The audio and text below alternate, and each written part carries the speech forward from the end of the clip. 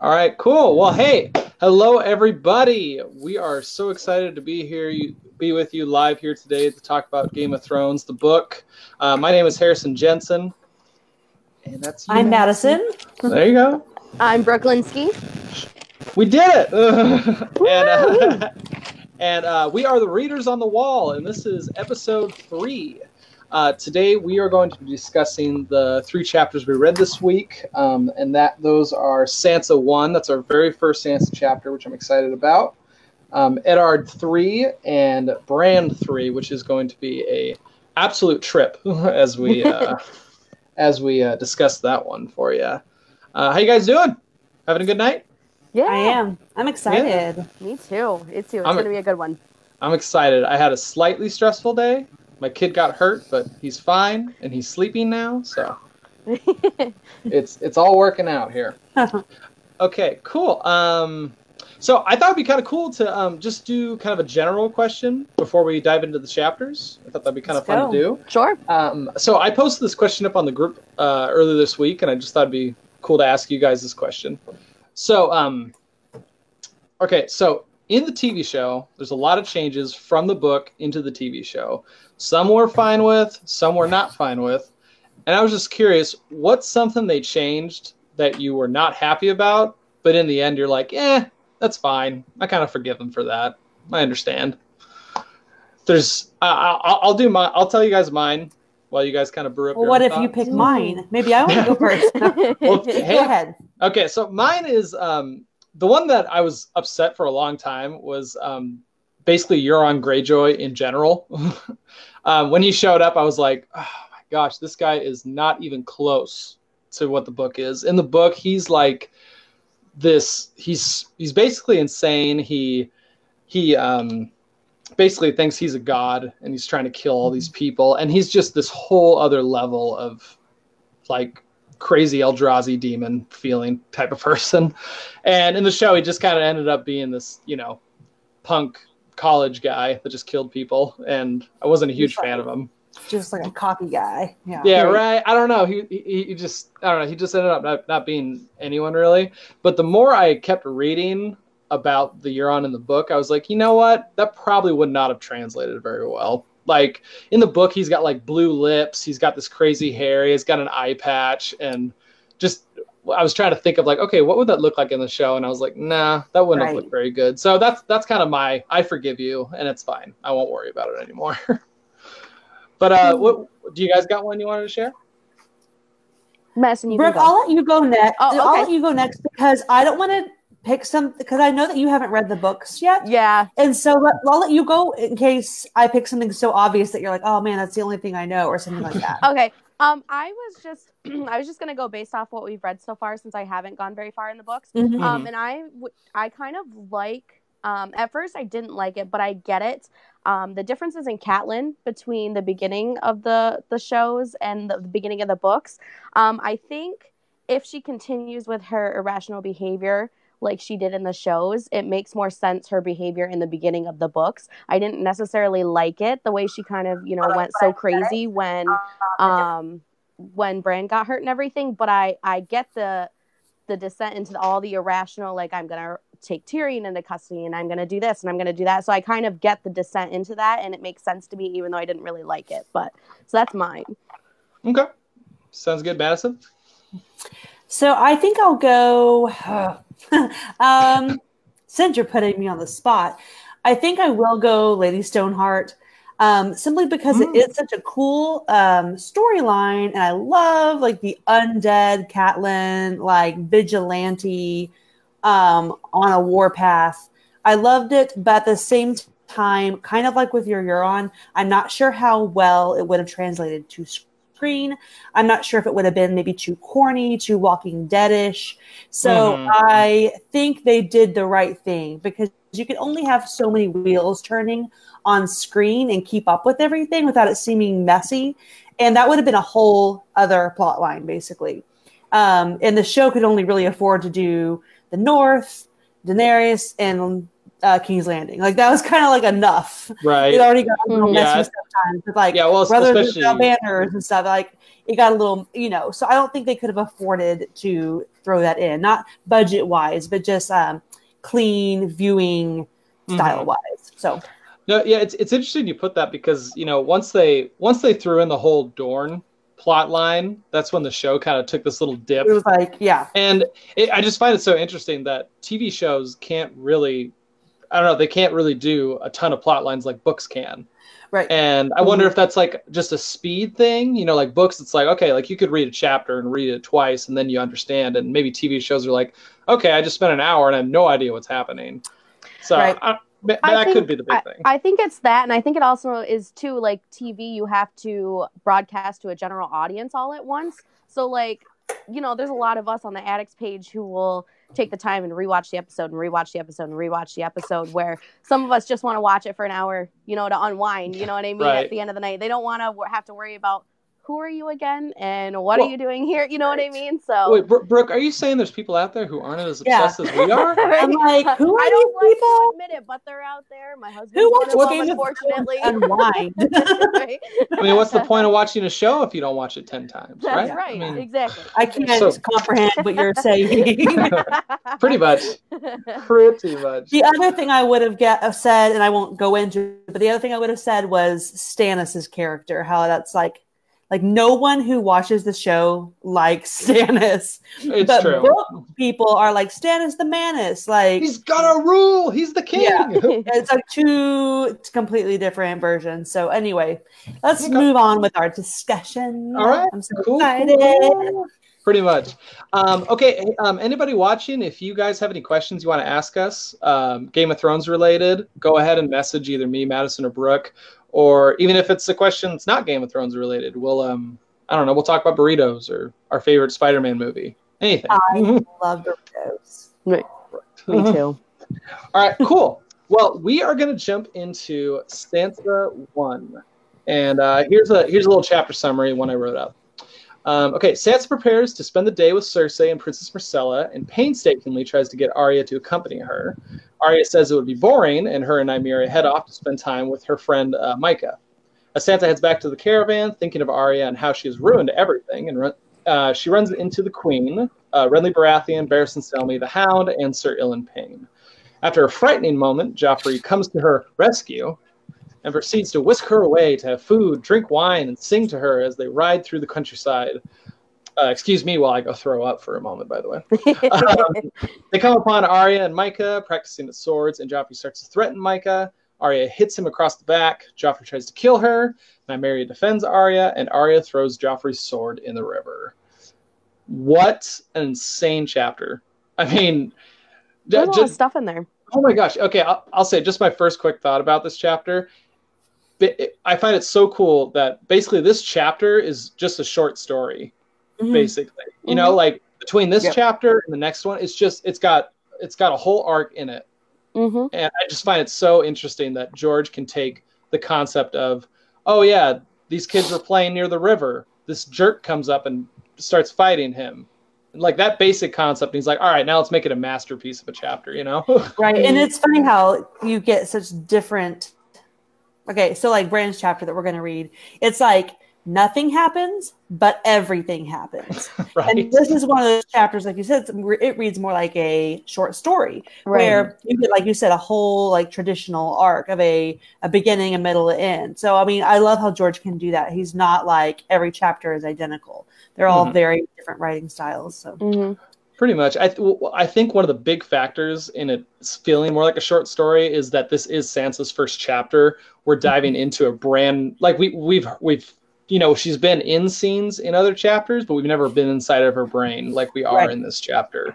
Right. Yeah, I mean, Brooke, what did you think about the chapters in general? Like, I thought it was a really interesting chapter. It definitely gave us more of a dynamic between Sansa and Arya than the show did.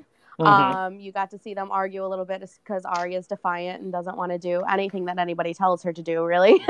And it also, at the end, it definitely showed how ruthless certain people become. You know, it kind of bleeds over into Eddard III, but you definitely see the more ruthless sides of people is coming out. So I enjoyed it. I thought it was a good one. You know, speaking of that actually can lead us just to our first question: is on a scale of 1 to 10, how much of a snot is Joffrey Baratheon in this chapter? I mean, 100. Worst, just the actual worst. He blows my mind, and I especially, my most cringeworthy moment when I was reading this chapter was so Joffrey comes in and like rescues Sansa and brings her away on this little trip, and it talks about Joffrey like singing in a high, pure, sweet voice to her, and I was just like, oh. I'm so glad that wasn't on the show. I know. I mean, just imagine Jack Gleason singing that, and you're just like, because I rewatched this scene just a little while ago, and the whole time I was just like, oh, Joffrey, oh. I was cringing literally the whole time. Yeah, that wasn't dragged out any more than it had to be in the show. It definitely I got to the point that's a little quicker. I don't know, do you guys have any thoughts on Joffrey's character or anything that you want to share that revolves around him? I think it's funny how he has 2 uncles who don't really shy away from giving him shit. Oh, I love how Renly is just like I love his dynamic with Renly. It cracks me up. I definitely like that in the books more than the show. I love that whole how it was Renly who was laughing at him for losing his sword to Arya rather than his dad being like, and a girl beat you. Come on. Yeah, I guess that's the next chapter, but it still cracks me up how he's like. Yeah. Right. Well, me too. Just so everyone knows, the next chapter is basically Arya's little trial, and we're probably going to bleed into it just a little bit. Right. I honestly get them kind of like mixed up in my head too. I know, I do too, because they just are seamless almost. You know what? Here, let me give a summary of Eddard III then. Okay, because it's probably all going to bleed over. It's basically one little story. So let me just do that real quick. So the summary for Eddard III is Arya is found and brought to Robert and Cersei in front of most of the Lannister host. Ned arrives, and the stories of what happened on the banks of the Trident are told. Sansa doesn't tell her side of the story, claiming she can't remember. While Robert at first declares that each child should be punished separately, Cersei demands that the wolf was killed. Through some means, it is declared that Lady be executed instead of Nymeria. I guess they can't find Nymeria, so I guess Lady has to die for some reason. Ned does the deed himself, and on his way back, the Hound rides up and dumps the body of Micah before Ned. Just so much injustice. It's kind of crazy. But here, let's just go back to Joffrey real quick so we can continue with the flow. I think it's kind of, I don't know, I just thought it was kind of pathetic how, so Sansa goes up and she's talking to Renly and Barristan Selmy, and she gets frightened by the Hound and Sir Ilan Payne. And I just think it's so sad that Cersei is like, hey, go rescue her, Joffrey. Yes, go for it. Mm-hmm. You know, like she's basically like, go do it. Here's your window of opportunity. Yeah, it definitely wasn't his idea because he's a little shit and he doesn't love anybody. You know what I mean? Like it's him against the world basically. She's got to be like, okay, you should go do this now. Save a little bit of face. You know what I mean? Right. Like, and I found it interesting. So I don't know if this is actually the way it means it, but I feel like Sansa hears that. Like that quote of Cersei saying, hey, go rescue her is in quotations in the book. So I feel like Sansa hears that, Joffrey comes and rescue her, and Sansa still is like, oh my gosh, he's my hero. He's just like the heroes in the books, and he saved me from these terrible people. And it's like... She's really having to convince herself, I think. Right? Mm-hmm. Yeah. It's not a natural thing. She's like, you're right. Yeah, he's just like that hero. And, you know, she's identifying. I think it's interesting that like they really made it a point to show that like Joffrey is incapable of making good decisions. Like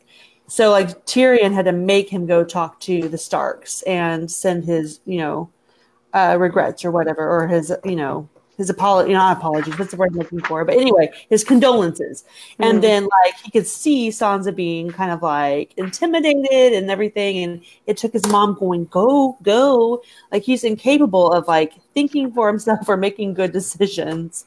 So yeah, it's a good thing he has those smart Lannisters to tell him what to do. Right. Oh my god. And it also just shows how like he's basically a user. Like sometimes he likes the Hound when the Hound is making him laugh, and sometimes he doesn't like the Hound when it's inconvenient for him, and he's around just being like broody. You know what I mean? So it just goes to show that he has no feelings for anyone really other than himself. I agree. Yeah, he'll. No, I just totally agree there. One just along that line, when just a little foreshadowing that I think it might be there is she heard the queen say, "Joffrey, go to her," and her prince was there. "Leave her alone." I'm sure he said that very bravely and knightly, right? And then it says, Joffrey said, he stood over her, beautiful in blue wool and black leather, the golden curls shining in the sun like a crown. And I mean, I might be looking too much into it, but that really reminds me of his death later in the books. Talking about, he was wearing blue with black leather, that's him being strangled, and his golden curls shining like the sun, like a crown. So him dying as a king. So that's just something kind of interesting I looked at. And I was like, oh, okay, that might be something. Okay, now I wanted to ask you, so as Sansa and Joffrey are going on their little trip, they're looking at, shadow cats, and he's singing his beautiful song. And I don't know, I just got this impression that he was really getting Sansa drunk, basically. Like there's a few moments that he's just pushing the wine on her. And I'm just curious if you think Joffrey was like going to take advantage of her in any way, or if that's just not really something that would happen, or what do you think? I get why you're saying that. It is possible. The thought crossed my mind for sure. Yeah, I took it more as like, I'm the prince, and in my presence, you can do whatever you want, and more of like a, what I say goes type of thing, rather than he was trying to take advantage of her. But I could definitely see where you can get to that though. Mm-hmm. Most definitely. Yeah, it was just an interesting thought I had. I was just curious what you thought of. Yeah, the thought crossed my mind for sure. Mm-hmm. Well, cool. Okay, so I think we've shamed Joffrey enough. So never enough. Let's see. So okay, well, hold on, I'm in the wrong thing real quick. Okay, so let's see. Let's get to the meat and potatoes question that I had for this chapter. So in this chapter, I feel like the general consensus is that we like Arya Stark a lot, and we also don't like Sansa a lot, like at all in this. So why do you think that is? Like, what has George R. R. Martin done in this chapter to kind of steer us towards liking Arya and not liking Sansa? Well, I think in general, people, especially in like modern our day, we are conditioned to always root for the female heroine who is the anti-princess, the anti-traditional girly girl. We're conditioned to root for the adventurer, the brave one. I commented this on our written post back on Tuesday, I believe it was. But I've always taken issue with this because in the end, Arya was being just as crappy or crappier because, in the end, you're a child and you still have to do things you don't like sometimes. Yeah. You don't get to run around and be a little shit and, go against what your father and your septa, who was in charge of her, has asked you to do for the day. And whether you like it or not, I'm sorry, refusing an invitation from the queen is a big deal. So I hate that. I don't like the fact that Arya is so glorified in this chapter, while Sansa is like, made out to be. And again, Sansa has her issues, especially young Sansa. She is so caught up in, this fairy tale with the prince that she's obviously missing major clues that like this is not a good situation for her. So neither of them are like all that at this point, but they're young children. But I feel like we're conditioned to to root for Arya and like Arya, and were conditioned from the beginning to have a bias towards Sansa. When in the end, I feel like they're both just trying to be true to themselves, which I think that's what should be celebrated. Like, we shouldn't celebrate somebody just because they're a tomboy or just because they are unique. Sometimes we should celebrate people just because they're being true to themselves. So in the end, especially in the end, like in the show, I think it goes to show that both of these girls ended up, following their heart, getting what they went after, coming out on top, being smart, being brave.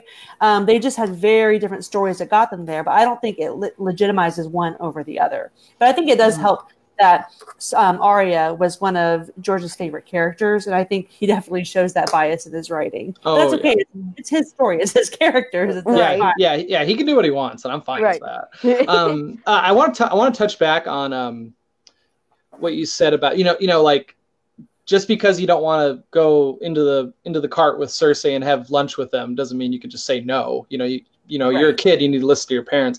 And I remember. So Sansa goes up to Arya and is like, hey, you have to come, to this thing with me. You got to get dressed up and so on and so forth. And Arya's like, no, screw that. I'm not going to do that, whatever. And then Arya says, like, oh, I hate the queen. Like, I don't like her at all. And Sansa has this, like, what? Like, I can't believe you would say that. And yeah, right. Well, the thing is, like, the first time I read that, I remember being like, oh my gosh, Sansa, just chill out.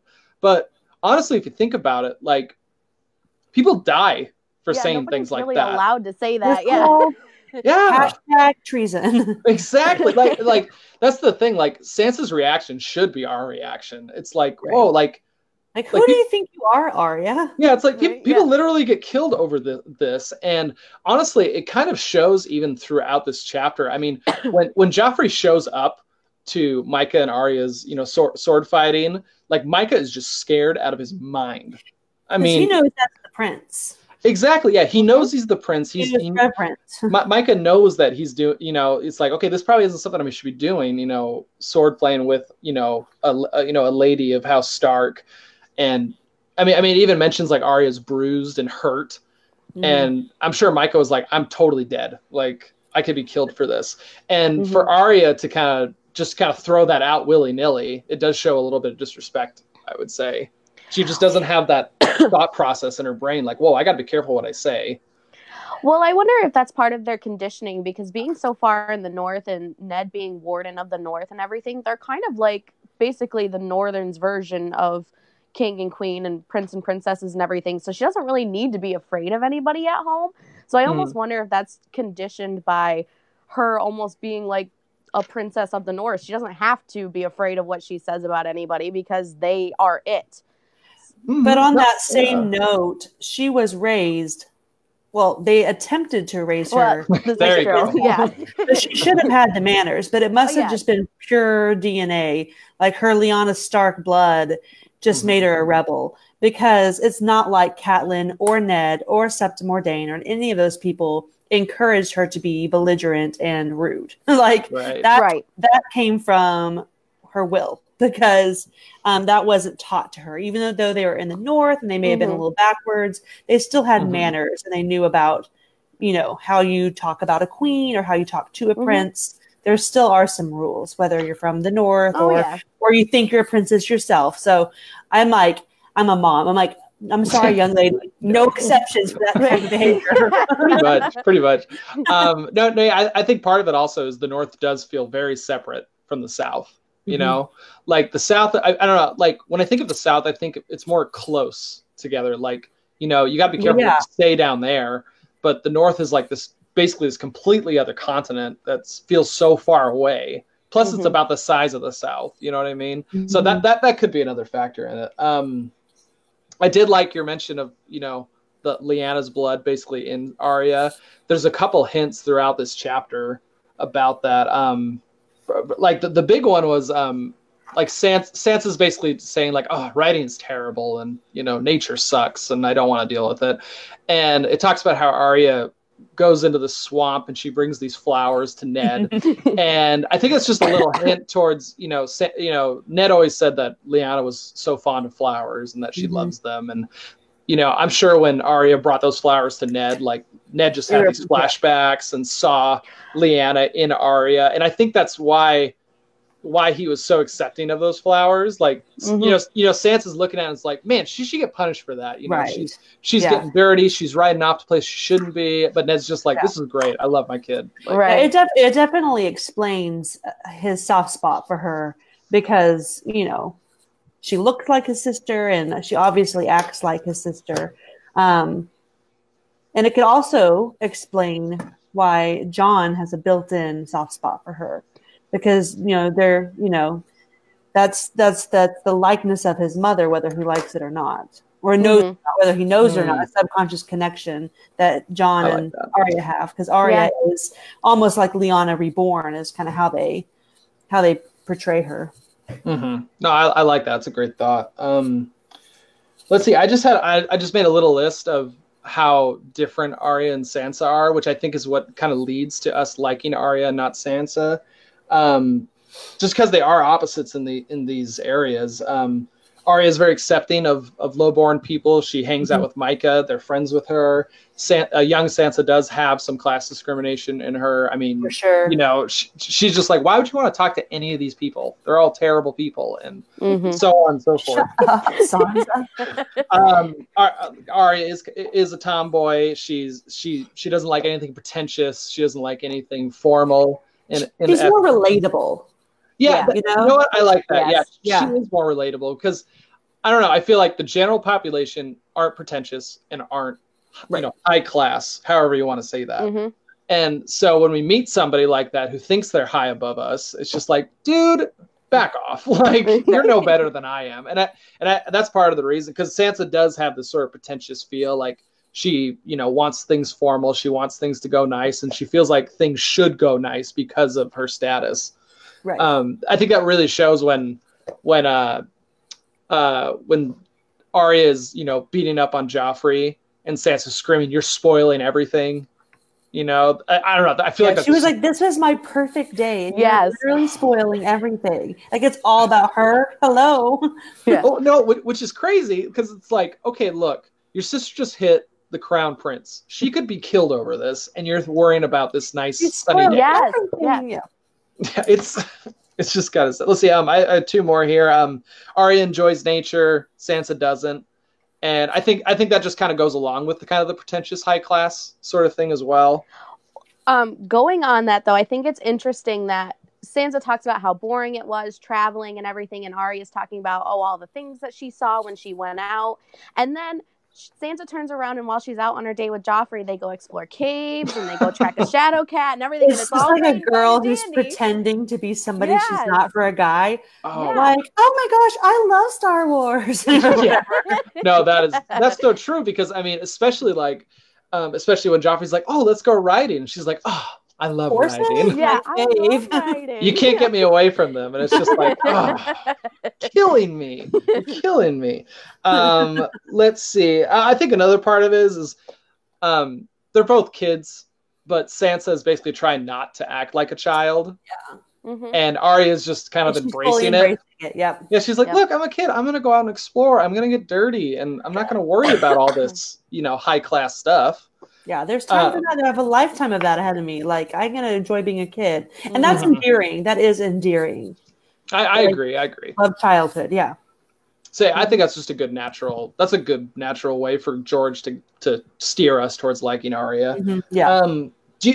I asked this a little bit ago, and I don't know if I got responses. I forgot to check. I just wanted to, is there any similarities between them that you guys can think of? Like, I know it's kind of tough. I like one of them. I think Arya and Sansa both appreciate their direwolves and love them. Yeah, they love their direwolves. Oh yeah. I think that's really cool. I also like how. So, let's see. Like, Ned talks about how Lady she takes on the personality of Sansa, and I think that's the first time we see like these wolves and their owners, like, basically their personalities are kind of meshing and becoming the same. And I think that's kind of cool. I don't know. It's just a nice connection there. I guess the other one I could think of, it might be a little loose, but one of the big things about Sansa that everyone talks about is how she does live in this dream world. She lives in this fantasy. She relates people to all these heroes and the stories. And I feel like Arya does that slightly too in this chapter. She talks about how she's like, oh, me and Micah are going to go find, Rhaegar's rubies that were smashed and thrown in the river. And it's like, okay, well, they're not going to be there. It's been 14 years. And of course it's not going to be there. But she still has this fantasy of like, ooh, I'm going to go find these rubies. Right. And yeah, that's true. Yeah, right. And I think the fact that they are both maybe just they have no clue because they're children and because they've been sheltered in the north, they both have this completely unrealistic expectation of what it's going to be like in King's Landing, even though their expectations are different, or what life could have been like in King's Landing.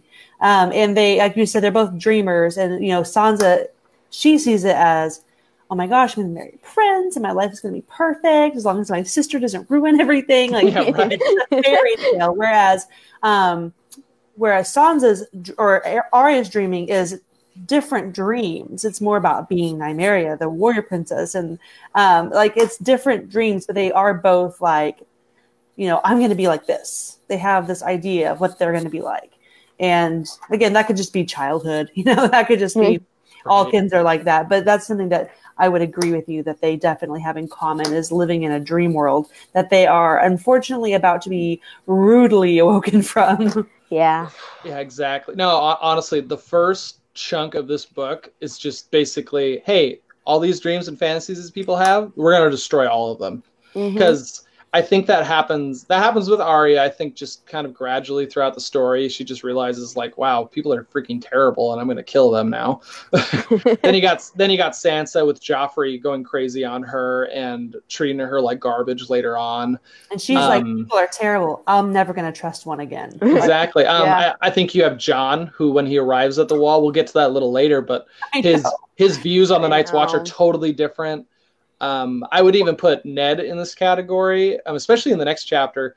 He just has this idea of who Robert is, that, things are going to be okay when I get to King's Landing. It's going to work out. And then it's just totally shattered in the next chapter. One thing I think is really kind of fun, but kind of maddening about these I would say the first half of the book is every chapter is filled with situations that you go, if this one thing had been different, I wonder how it would have changed the story. Yep. And it's not, the rest of the books aren't necessarily like that, because this whole first half of this book is setting up everything that happens. I mean, you could find 5 in this chapter probably, whereas like if Arya had just gone, if the 3 knights hadn't shown up and Cersei went ahead and went forward with her little tea party in the carriage house, what would the whole story look like different? Right. Or, if Bran, don't give. Okay, we'll talk about that later. But like, yeah. I love it. You don't get that throughout all the books. I mean, you do to a point, but with these first several chapters, I mean, there are a million teeny tiny things that you go, oh, if Ned had just worded it like this instead of this, I wonder if the whole story would have been different. Right. And I think it's mainly just because it is the beginning of the story. It's the setup. It's the setup. Well, honestly, it's heartbreaking when you're like, I could stop you. I know. I could fix all of this. Honestly, like in my opinion, like going back to the prologue of this book, I feel like the prologue of A Game of Thrones is really the prologue for the whole series. And then I feel like the first book is basically a prologue to the rest of the books. You know what I mean? Yeah. Just because that's when everyone's separated. Arya goes off on her journey. Sansa's in King's Landing. Ned's dead. Catelyn's here. Robb's there. That's when everyone just breaks apart. And this book is full of introductions because we have characters that we haven't even seen their first POV chapters yet. So it's still introductions and just really figuring out, the stuff we're talking about right now. Like, what is this person's personality? What are their motivations? And Most definitely. Do you guys just have any other thoughts on this chapter that you want to share? Any miscellaneous thoughts that you guys have? So we talked about this earlier, and I'm going to go ahead and use this as a segue. One of the questions you had asked was about how do you think, or why, what clued Lady into the fact that Sansa was so freaked out about Sir Ilan Payne, and why do you think she was, all that. So that question, so we wanted to go over like what are the actual differences between some of the magic powers, not going fully into the magic system of this world. Yeah, we don't want to go too deep. Just quick definitions, because as we get through these chapters and especially into Bran's chapters, it's going to raise some questions about some of the magic abilities. And I do think that question kind of ties into this. So within Game of Thrones, A Song of Ice and Fire, you have skin changers, and you have wargs, and you have greenseers. And so by definition, skin changer, that's someone who has the ability to take over the mind and the body of an animal or manipulate animals. And a good example of a skin changer would be Orell from the Wildlings. And I think it was an eagle or a hawk that he... yeah, I think it's a hawk. That he can so skin change into. We don't know that I know of that he had abilities to... skin change into other animals, but from our perspective, we saw him skin change into that bird many times. But a warg, and I think this is a common misconception, a warg is a skin changer who is specifically bonded to a wolf. And so a lot of times people use the warg as a definition, like, oh, Bran should warg into a dragon, or Bran should warg into Hodor right now. Right. Warging is skin changing into a wolf. And that's throughout the fantasy genre in general. Like other series talk about wargs. And so my theory, and I think you guys, I think it's almost kind of a known thing. I don't think it's a agree or disagree thing. But we know that all of the Stark children are connected to their wolves. And it's mentioned how, it's just so convenient that they were all the same gender and they all just fit their personalities. I don't think that's any type of a coincidence. That is a low-level warging. Not all the Stark children were aware that they had warging abilities, but all Stark children were able to warg with their wolves. And I think some examples of that would be, because again, we unfortunately don't get to see Lady again after these chapters. Wait, why? Wait, why don't we? Oh my gosh! Spoiler alert! But I think obviously Sir Ilan Payne made Sansa very uncomfortable, and I think it was just simply for the fact that he was the king's justice, so he was supposed to be a terrifying man, and so she picked up on that pretty quickly. Well, Lady picked up on the fact that she was uncomfortable, and so that's why she starts growling and getting her hackles up. And another example of that is I do believe that Nymeria attacked Joffrey as a subconscious command from Arya. And so those are some examples of the Stark children warging with their wolves without knowing that they had a quote-unquote power. But if you have a dire wolf, you are connected to it. Because it's kind of like Mother of Dragons. Like those dragons aren't going to let anybody ride them. Well, if somebody else had found those dire wolves, they would have eaten them. The Stark have warging abilities. It's an ancient Stark trait. And then the last one is green seeing. And green seeing is having dreams or visions about the future. And then as you become more accustomed to it and more in tune with it, translating them and realizing that it's not just figurative. And of course, the best example of a green seer would be, in my opinion, Jojen Reed, because not only did he have the visions and dreams, but he knew that there was significance to them. So again, I'm not going to go super far into it because that's not what we're talking tonight, but I especially wanted to highlight the difference between a skin changer and a warg. Love it. No, thank you so much for bringing that up. Yeah, thank you, because I had no idea. Now you know. So, yeah. Educated. Now we know. Bringing up that encounter between Lady and Sir Ilan Payne, I find it kind of interesting that, like you said, the direwolves and the Starks, they all kind of connect to each other. They bring on their personality, and I just find it interesting that Lady gets very vicious and growls at him, and it's like I don't know. I can't imagine Sansa doing that. So I don't know if that's like her subconscious, though. I mean, that's her inner anger coming out, or it could just be, Lady herself. Like, I'm protecting my owner, and I'm just being a natural, wolf right now. Right, right. So yeah, thank you for bringing that up. Let's see. So another thing, one thing I want to bring up about the chapter, just little miscellaneous things. One of them was, I this carriage that they're traveling in It's this giant thing. It's a huge burden to Robert. He wants to burn it down, basically. I want to see pictures of it. Oh, I know, right? I find, basically, I kind of find that the carriage almost represents Sansa's personality. You know, like, there's no, it mentions a lot in this chapter that the carriage doesn't have any windows. And I feel like, at least at this point in Sansa's life, that's who she is. She's very looking inner towards herself. She's not worrying about what's outside. It's this high place of ability. You know, not anyone can walk in there, and she wants to be a part of it. I thought that was kind of a cool little thing. So I want to ask you this. Why do you think Sir Ilan Payne came with the escort party? Like, I wonder that. I would. So I think it's more of a meta thing, but I was just looking at it. I was like, okay, this is a really weird, like you got Renly, you got Stan, you got Barristan, and then you have the King's Justice, and I just can't really imagine them sitting in the small council, and they're like, hey, we should send an escort party up there. Who wants to go? And Ilan Payne's like, totally. Like, I want to go. Why not?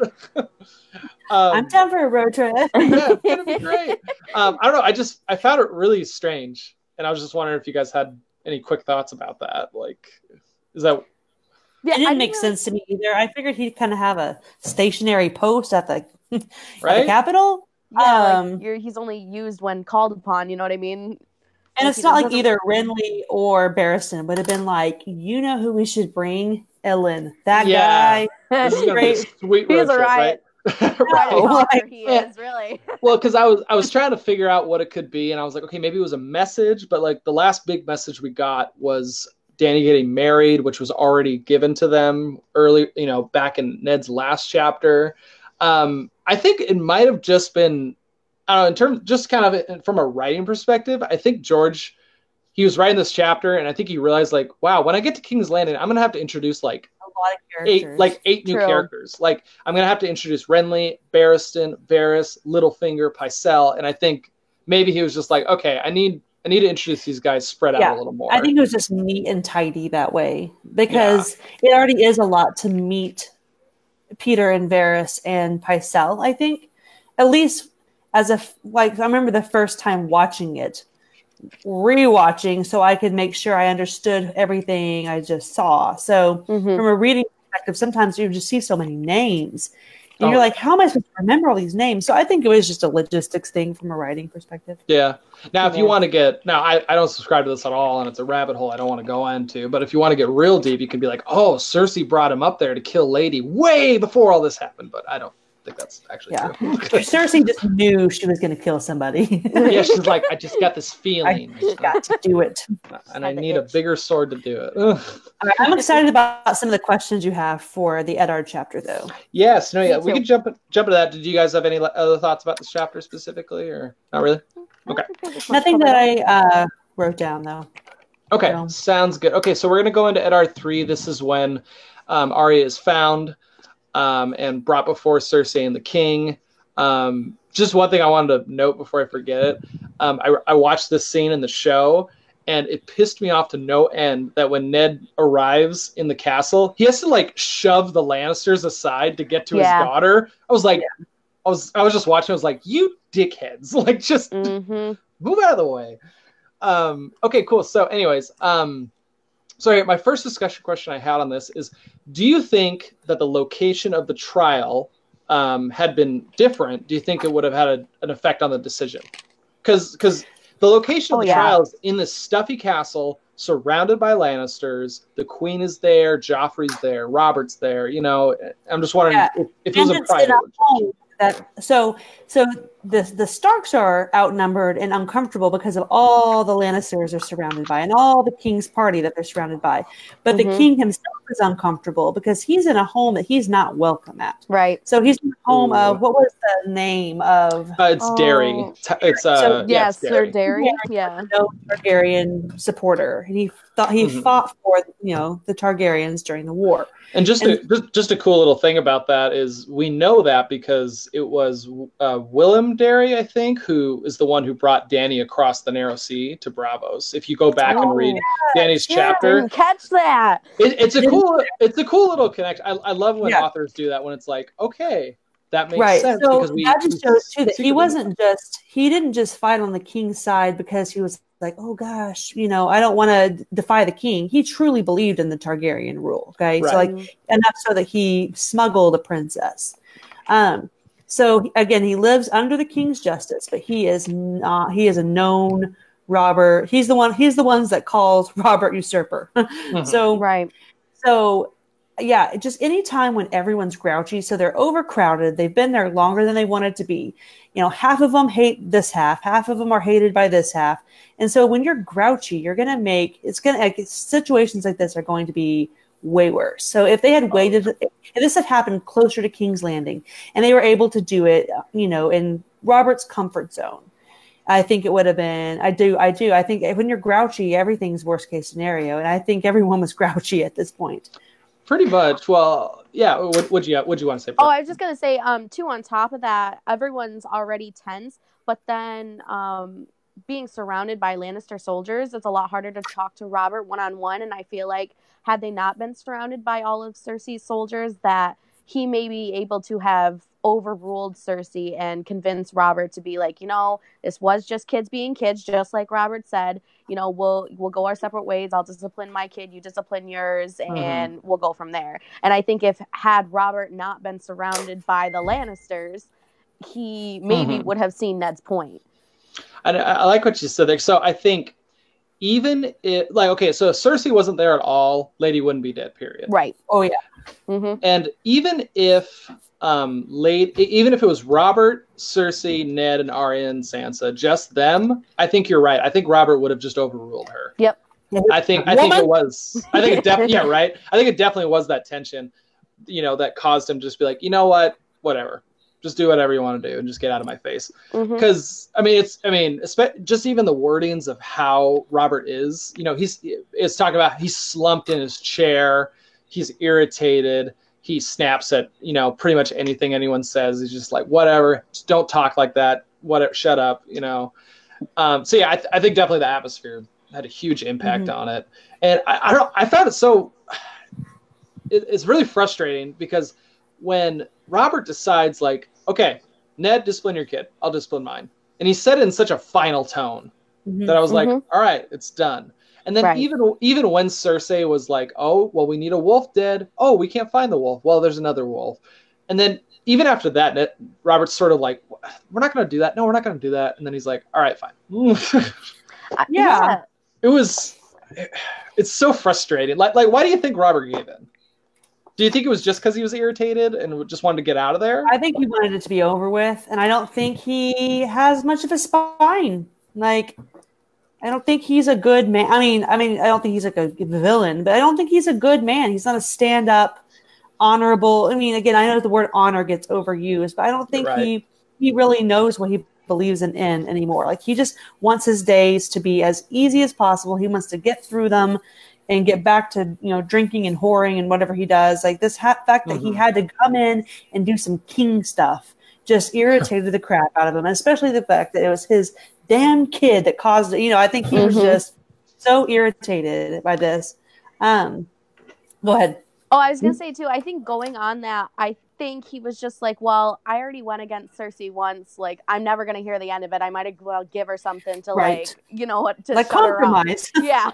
Right. It makes a good marriage. Yeah. Oh my gosh. That's so frustrating.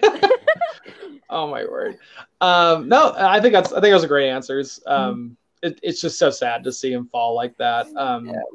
So I actually kind of want to go back just for a quick second because I think you're right. I think Robert when Robert became king, we don't actually have a ton of history about his reign right afterwards. I'm sure there was some tension in the beginning, but as far as we know, it was pretty dang peaceful for a long time up until the Greyjoy Rebellion. And I think that was kind of the wake-up call of wow, shit still happens. And, I think that's kind of what made him hate his position as being a king. Right. You know what I mean? Because if you think about it, so I'm going to go on just a little tangent here.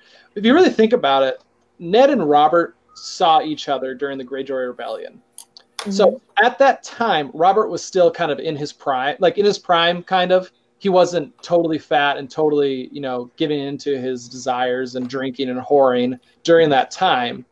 Because when Ned sees Robert again, he's like, whoa, Right. this guy's totally different. So I honestly think the Greyjoy Rebellion was what's sort of sparked that, like, Sucked wow. it out of him. Yeah, right. He's like, wow, like my peaceful reign isn't peaceful anymore. And I had to get all these people to go fight the Greyjoys, and I people died, and I had to kill people, and things aren't working the way I want them. And yeah, I think that was just the spark of him, falling. Yeah, basically. I agree. I would agree with that. Yep. Good, sweet. Especially because Ned is surprised. Like, it wasn't like, well, I saw him 9 years ago and he was already kind of, going downhill. The fact that he was so shocked, I think you're right. Because he's like, I just saw this guy less than a decade ago and he was fine. Right. And I think that's why he's so, like, taken aback by it. Is he's like, are we talking about the same guy here? Okay, hold on. I had a thought. Oh, yeah, okay. So since we're talking about the decision that Robert made, what do you guys think about the difference between the show and the book?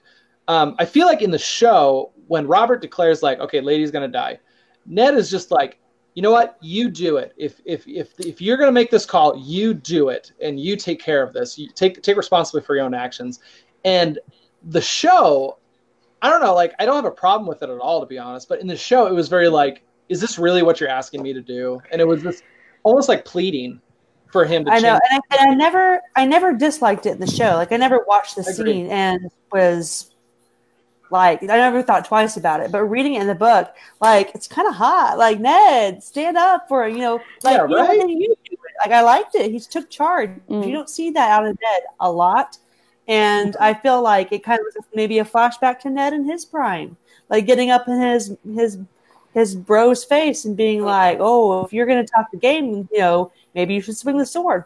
You got your executioner here. When was the last time you acted like a man and backed up your word with some actions? Mm-hmm. I was like, I think it's kind of cool that Ned is just like putting Robert to his standards on the spot. Yeah, like, I liked it. Do what I would do. Yeah. Like, Brooke, did you have a thought about that? I agree with that, but to the show's side, I liked the hurt that you could see in Ned. Oh, yeah. Like, I thought it was much better portrayed in the show than it was in the books. Like, it basically was like, this is not the guy that I knew anymore. I don't know who you are. I can't believe you just did that. Mm-hmm. And I feel like the show conveyed it easier than the book did. Yeah, and honestly, I think part of the reason why they went with a more sympathetic, version in the show, I think it was because they kind of gave Ned a little more humor in the show. Yeah, they made it more. It was more personable. Yeah, it was more personal, and to me, I feel like there was more of a broship between Ned and Robert in the show, just a little more than the book.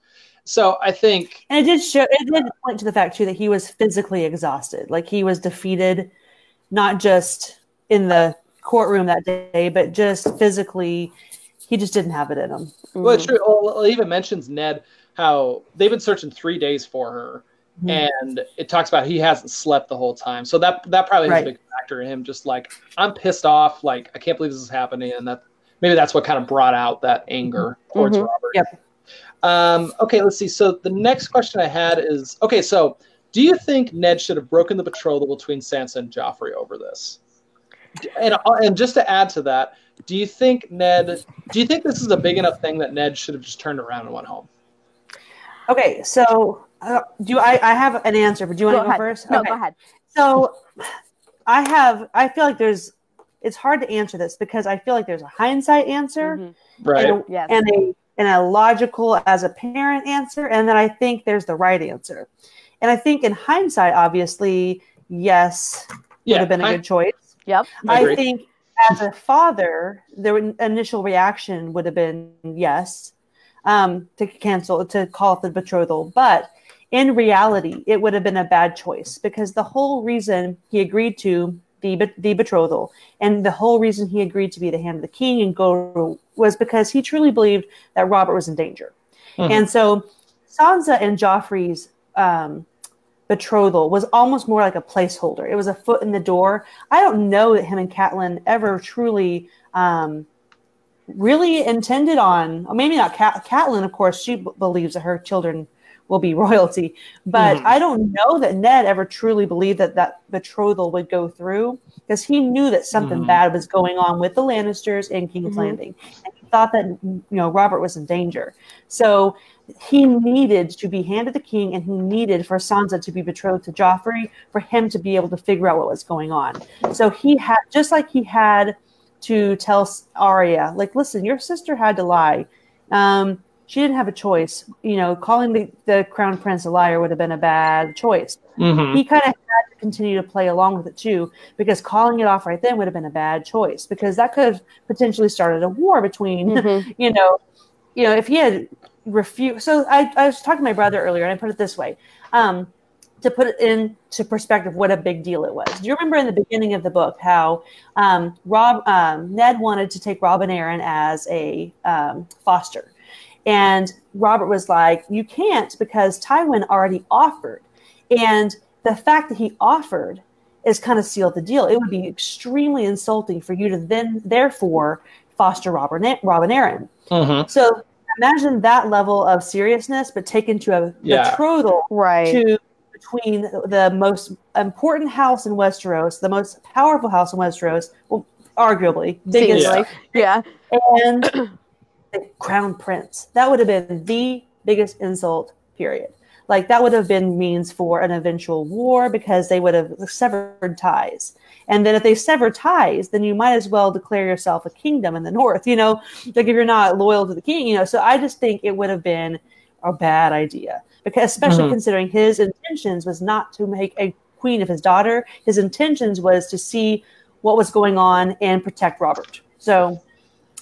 No, that's great. Good thoughts. What about you, Brooke? Yeah, that's kind of what I said. In hindsight, obviously, it would have been a good idea to just pick up and leave. But as much as it hurt Sansa and Arya and Ned, everything that happened, I don't feel like it was a big enough reason to be like, nope, I'm done. I'm going home. I'm going to break all my promises that I just made, and this is it. We're done. I just don't think it was as tragic as it was to read and watch, and it hurt everybody. I don't think it was a big enough reason. No, those are great thoughts. Yeah, honestly, I think I don't know. I could be bold and say it might have strengthened his conviction to get down there, because the big thing, the thing that made Ned go was Catelyn basically said, would you leave your friend surrounded by Lannisters? He was just like, are you really going to send Robert back down there to be surrounded by people who want to kill him? And I don't know, probably afterwards, once everything calmed down, maybe Ned realized, like, this shows me that Cersei's manipulative, Joffrey's a terrible person, and I can't leave Robert down there like that. So I don't know if it strengthened it, but maybe that was just his justification of like, okay, I can't break this. I can't go home. I have to continue onward. So, I had a question for you guys, and I do think it kind of plays into your last question, because you had a question about, what does this chapter tell us about Robert's relationship with Cersei and the Lannisters? And this is a question I probably should have asked a couple weeks ago, but it just now came up in my mind. Considering what Robert's apparent relationship with the Lannisters is, and how high he jumps when Cersei tells him to, why do you think, after Jon Arryn died, that Robert didn't ask Tywin to be Hand of the King? That's good. Because, first of all, Tywin has job experience. Right. And he obviously likes to give the Lannisters what they want. Like, it's the easy way out. You almost think she would have been like, listen, like, just give it to my dad. That way you don't have to go all the way to the north. You don't have to try to convince somebody who obviously doesn't want the job. Like, this is way easier. And it makes sense. Like, Tywin would have been a good Hand of the King. Like, other than the fact that it would have pushed his agenda further. But, like, honestly, as far as the job description goes, he probably would have done a great job. So, why do you think they didn't ask Tywin? So I would say that, as we know later on, Joffrey assigns Tywin to be Hand of the King. And Tywin actually turns it down and gives it over to Tyrion, which is an awesome part of the book, so I'm excited to get there. Right. But isn't that just because geography-wise he was fighting a war? That's the thing. So at this time, there is a plot to basically get Robert off the throne and put Joffrey on there. And I think possibly, I don't know, maybe Robert even suggested it, and I think Cersei would have turned that down, and basically because she knows, like, okay, I can't have my dad as the hand of the king because he's got to control, the Westerlands. He's got to lead the army. He knows what's going to be happening. So that's a possibility answer.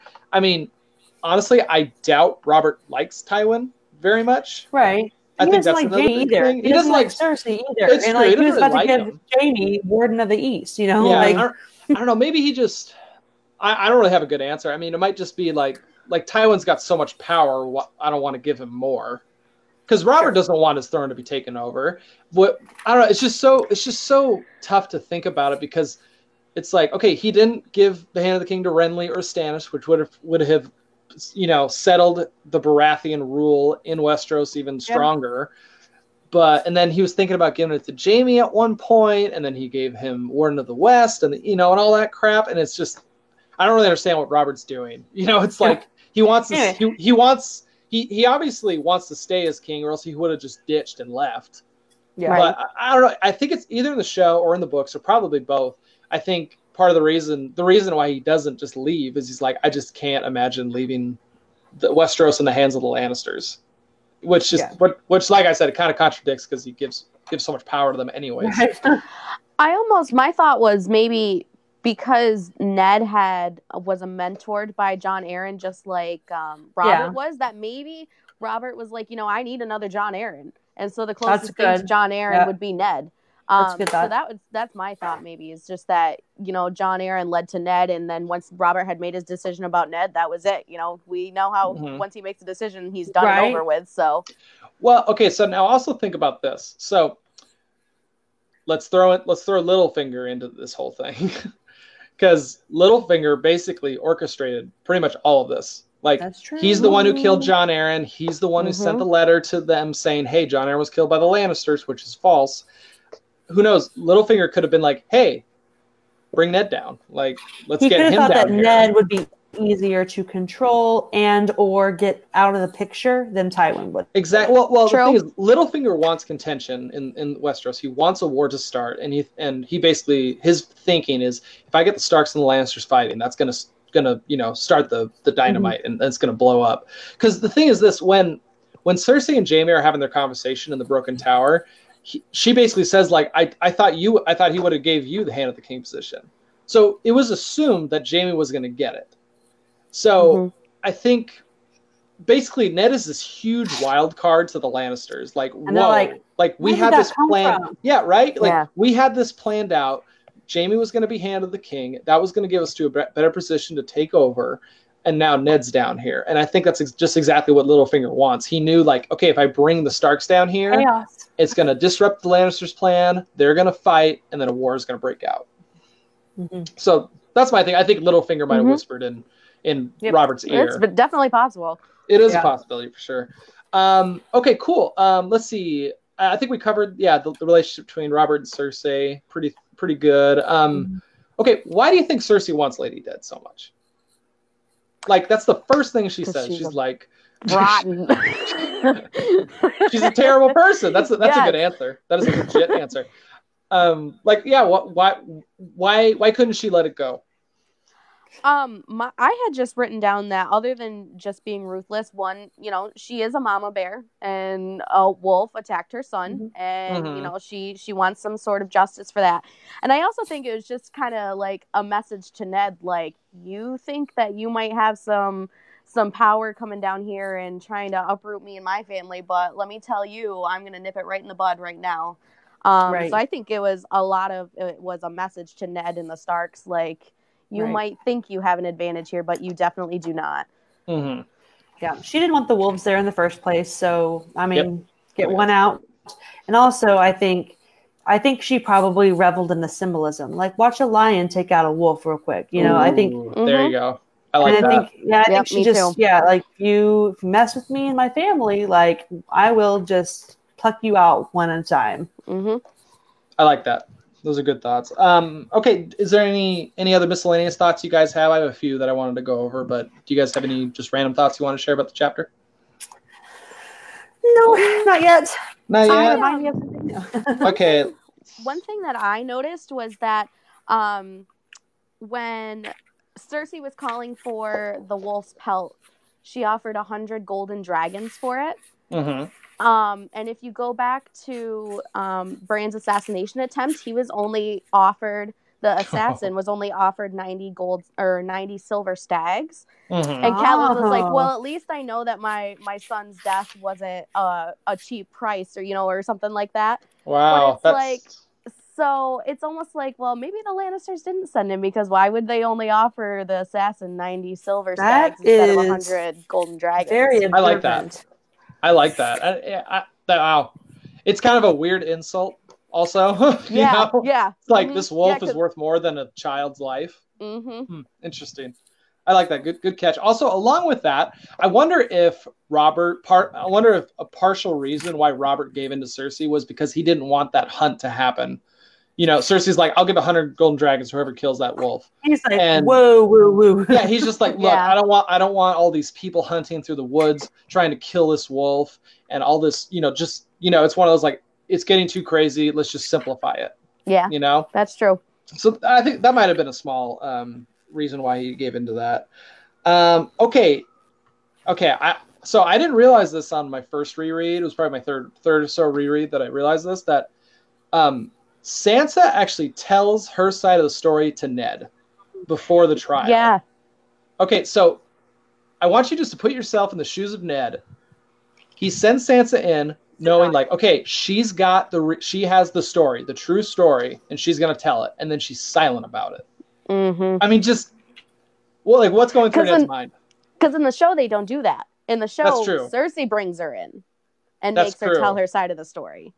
That's true. I like that, because she's like, call your first witness. Yeah, right. Boom. Well, that also in the show, that kind of just adds to the Cersei being a manipulative thing. Because I mean, who knows? Sansa could have gone up to Cersei and told her the true story, and then she's like, "No, you're not going to say that." Right. Like, I don't know. I want to keep an eye on it because I don't know this for a fact, but I feel like after this, Ned doesn't have a lot of interaction with Sansa, because I doubt, I don't know, probably not purposefully Ned is ignoring her, but subconsciously I'm assuming Ned's pretty mad. Or disappointed. Oh, yeah. I don't think he is. I think this is one of our first clues of Sansa being smart. Because now actually, I'm glad you're bringing this up, because that was a question I had that I forgot to ask. Well, and I think Ned recognizes it. He tells Arya, like, there's no way she could have told the truth. You cannot call the prince a liar. Like, that would have forever affected Sansa and Joffrey. Like, let's say they had a chance of having a normal, good relationship. Like, that would have been a massive rift in their relationship, because in front of the king and in front of Renly, who was already making fun of him, in front of all these people, except for, I guess, Renly left, didn't he? He showed himself out. Yeah. But in front of an entire court, your betrothed pits against you and calls you a liar and lets everyone know that a girl beat you up and threw your stupid sword into the river. Like, it would have been a bad. I think in the end, as much as I can't stand it, I do think Sansa probably did the right thing.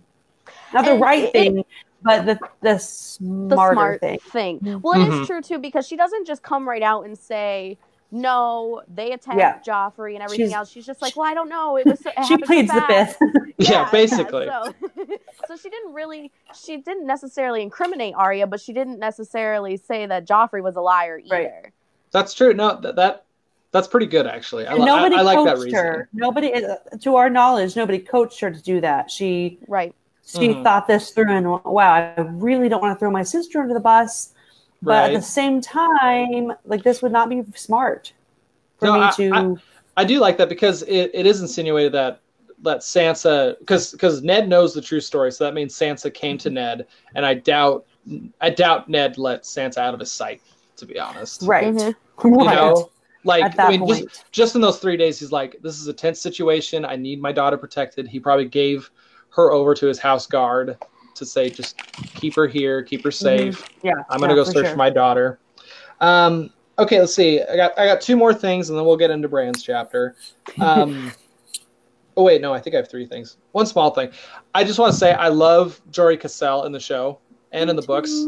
Like, especially in the show, I was watching him, and he's just so protective of them. Like, so let's see what I can't remember the exact order, but Ned basically leaves to go kill Lady, and the first thing Jory does is he just shoves Sir Ilan Payne aside and like, you know, puts his arms around the Stark daughters to protect them. And I was like, you're such a bro. Like, yeah, and you can tell how much the girls like him too in the show, because Sansa like literally just starts sobbing into him, like grabbing his shoulder and like pushing herself into him. So you can tell that the girls love him just as much as he loves the girls. She's able to be vulnerable with him. Yeah, exactly. No, yeah, that is a minor character who deserves so much. You know what I mean? Okay, let's see. Okay, the other thing I wanted to bring up. So another difference between the books and the show is just the order of how things happen. In the show, Ned's on his way to go execute Lady, and then the Hound rides up before that and dumps, you know, and basically walks by with Micah's body. In the books, he kills Lady, and then Micah shows up. Yeah, and I'm just wondering if, like, is there a difference? Does it matter that they switched it? Does it change how it feels? What do you think? But does it matter at all? I think on screen it was just a better flow. So it wasn't so choppy, like back and forth and stuff. But I felt even more bad for Ned in the book, because he had just done something. I know. Right? He already broke his heart, and like totally, like he just had all the wind knocked out of him. And just when he thought his day couldn't get any worse, right. He's like, "Are you kidding me?" Like, that is, I mean, I think in the story, in the book, it probably tugs at your heartstrings a little more, but in the show, I think it was smoother transition that way. I also felt like the show almost made it seem like Lady being killed was the sacrifice that it took to wake Bran up, because and not that maybe they even meant to do that, but that's just the way it felt. So if they would have I've read a couple things about that. I personally don't think it has any connection. I think it just was kind of a good flow to, you know, this big thing happens and then this next big thing happens. Right. But who knows? There's probably a theory out there about it. I kind of agree.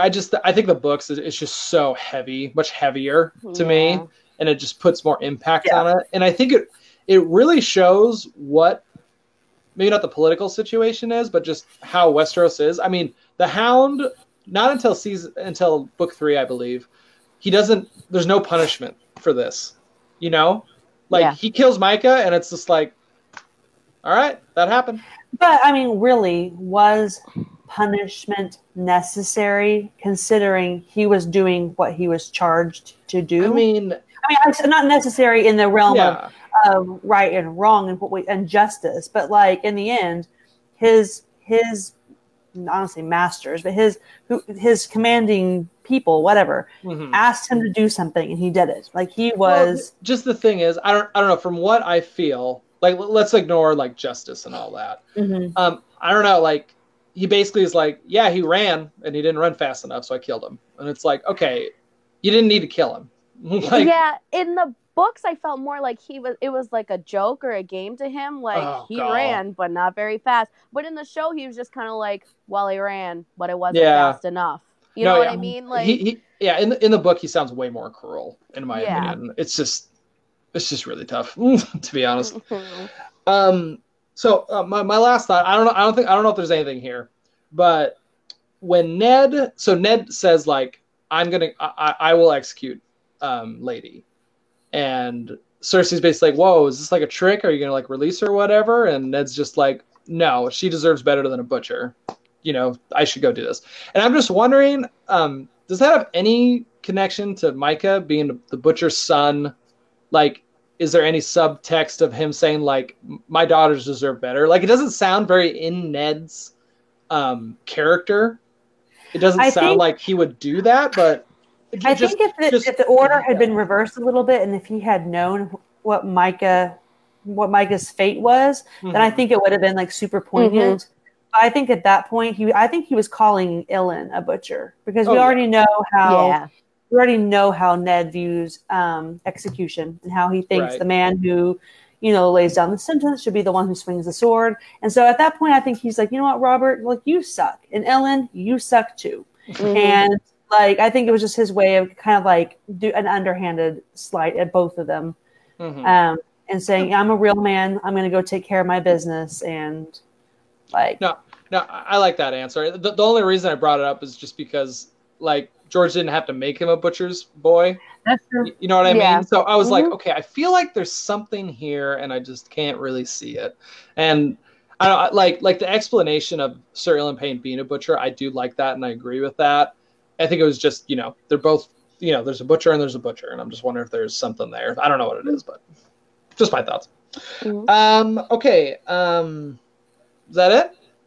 Anything else? Well, yeah. Sorry, I have one more thing. Oh, no, do it. The only other thing I thought was interesting was the similarities between Lady and Sansa and Nymeria and Arya farther on down the road after Ned's execution. So in this chapter, Nymeria gets to run away and Lady has to face the punishment. Ooh. And in King's Landing, after the execution, Arya runs away and escapes King's Landing, and poor Sansa's left there to fend for herself against Cersei and Joffrey. So I thought that was interesting how the similarities are there. No, that's cool. I like that. Yeah, so I also... Sorry, I'm just going to bring up more, but like in the show, they actually show Arya throwing rocks at Nymeria to get her to leave. It's not in this chapter, but in the books later, it talks about it was her and Jory having to do it. And I think that just puts another, gold star on Jory's list of how awesome he is. Like imagine him just being like, "Look, Arya, we," because I assume it was Jory's idea. He was like, "Look, if we bring her back, she's going to die." Yeah, and I don't think we want that. And that's just another like unseen heart to heart. It makes me just so glad that Jory found her instead of the Lannisters. I know, right? It's tough. Sorry. Okay, last one, and I'll be done. This is actually back in the previous chapter. I found it kind of interesting that I mentioned this in our discussion post. How Sansa goes up to Arya so this is back in Sansa's chapter, and she's like, "You need to get cleaned up. You need to change, and we need to go do this thing." And I find it funny that Sansa's telling Arya that, and Arya is cleaning Nymeria and is like trying to get the mud out, and is like, "No, you stay here. You need to get cleaned up. You're dirty and muddy." And I just thought it was kind of an interesting, boop boop boop kind of thing. Mm-hmm. So I don't know. I don't know. Maybe that just kind of shows. Like maybe that just shows like. I just find it so interesting that they're so different, and then you can find these things like, well, they're kind of the same in some ways, and I think that was kind of a little inkling to it. Mm-hmm. Okay, so that's done. I guess there's nothing else interesting to talk about, right? Nope. Okay. All right, so we are moving on to Bran III. Now, this is the big one. This is Bran's very first vision that he has, and it is just a full-on acid trip. And that wasn't that wasn't in the show at all. So I think this is a real beautiful chapter. Mm-hmm. And just so you know, it blows my mind that I read this and I was like, this is like 3 pages, or like 1, 2, 3, like 4 pages total, basically. And it just kind of blew my mind. But there's so much stuff in there, yeah. Right. So just I just have a very short. Yeah, I love that. Just a really quick summary of it because I didn't want to go into too much detail.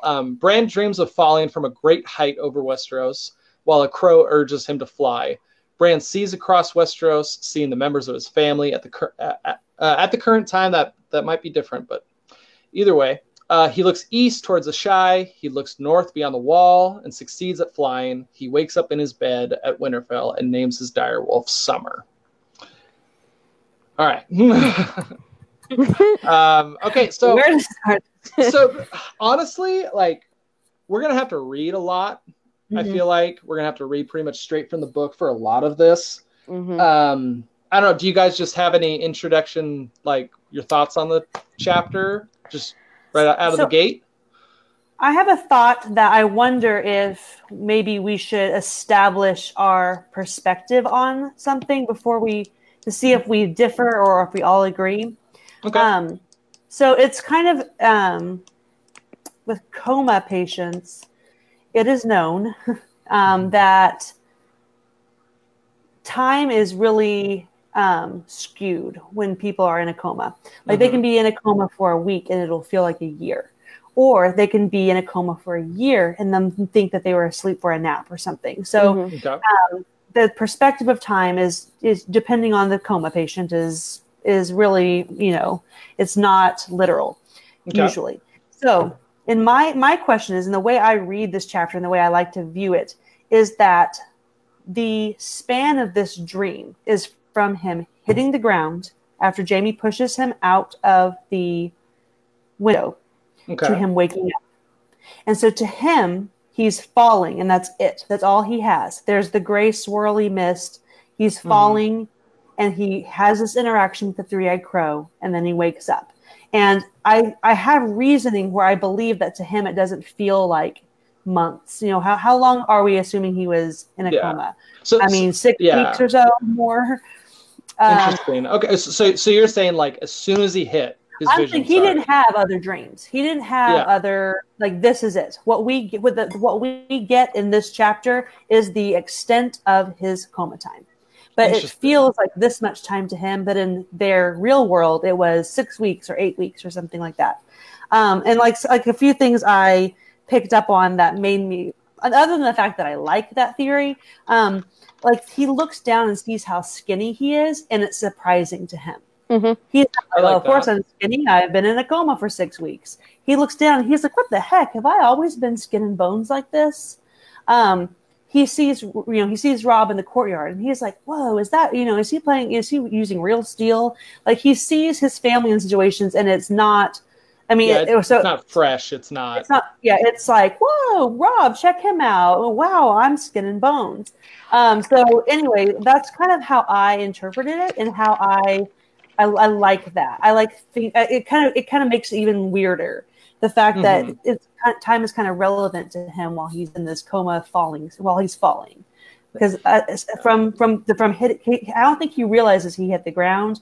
I think it's just falling to him. Well, I agree with that because he, even as he's waking up, now Summer comes over to him, he's like, is that my wolf? Like, it's so big now. You know what I mean? So it's like he doesn't understand how long he's actually been sleeping. And he still says, but I never fall. So another thing that's consistent with trauma victims is that a lot of times they remember what happened before the trauma, but they don't remember the trauma itself. And so in his mind at this point, he still has not hit the ground. That's true. No, I do like the thought of like he doesn't realize he believes he hasn't hit the ground yet, because especially like when he does wake up, he's I don't know, it could just be a natural, like he's mad what happened, he's shocked at what happened, that his legs are broken, that he's crippled for life.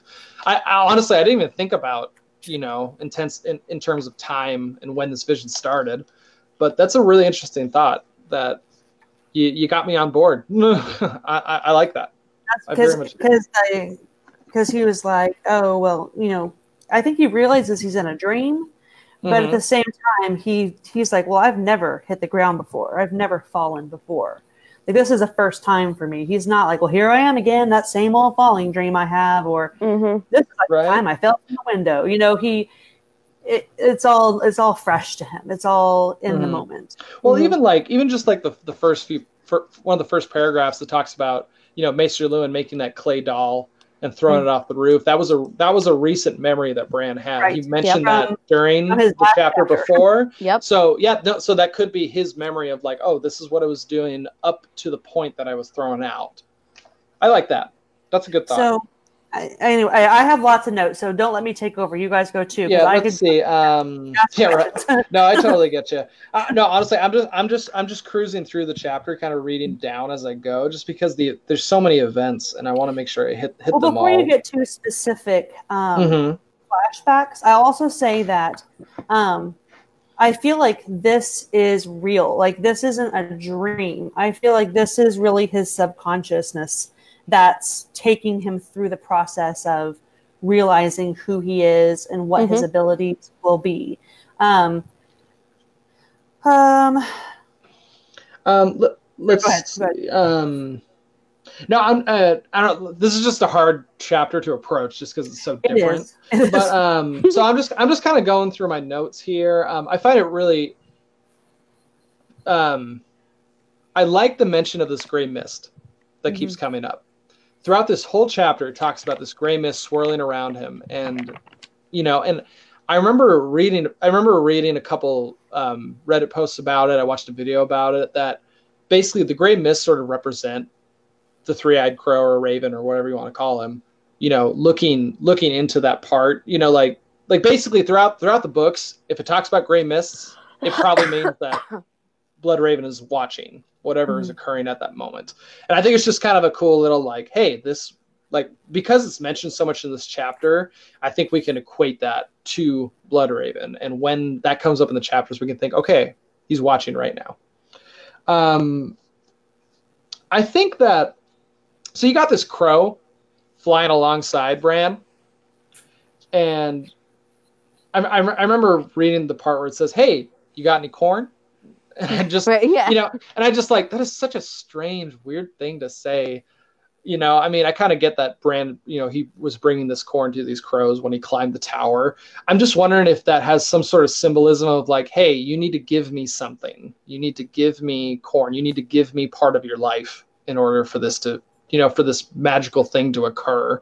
You need to sacrifice who you are to survive this. I don't know if that's something. Maybe it's like, like a tribute to the crow. Like, I'm sacrificing this so that you'll save me. Might be something there. Yeah. I didn't necessarily pick it up on that or me neither. Buy in. I don't say buy into it, but it's fine. But I think it's more of just a reference to the fact that they're referencing things he remembers from real life. Like, he knows that the crows want corn.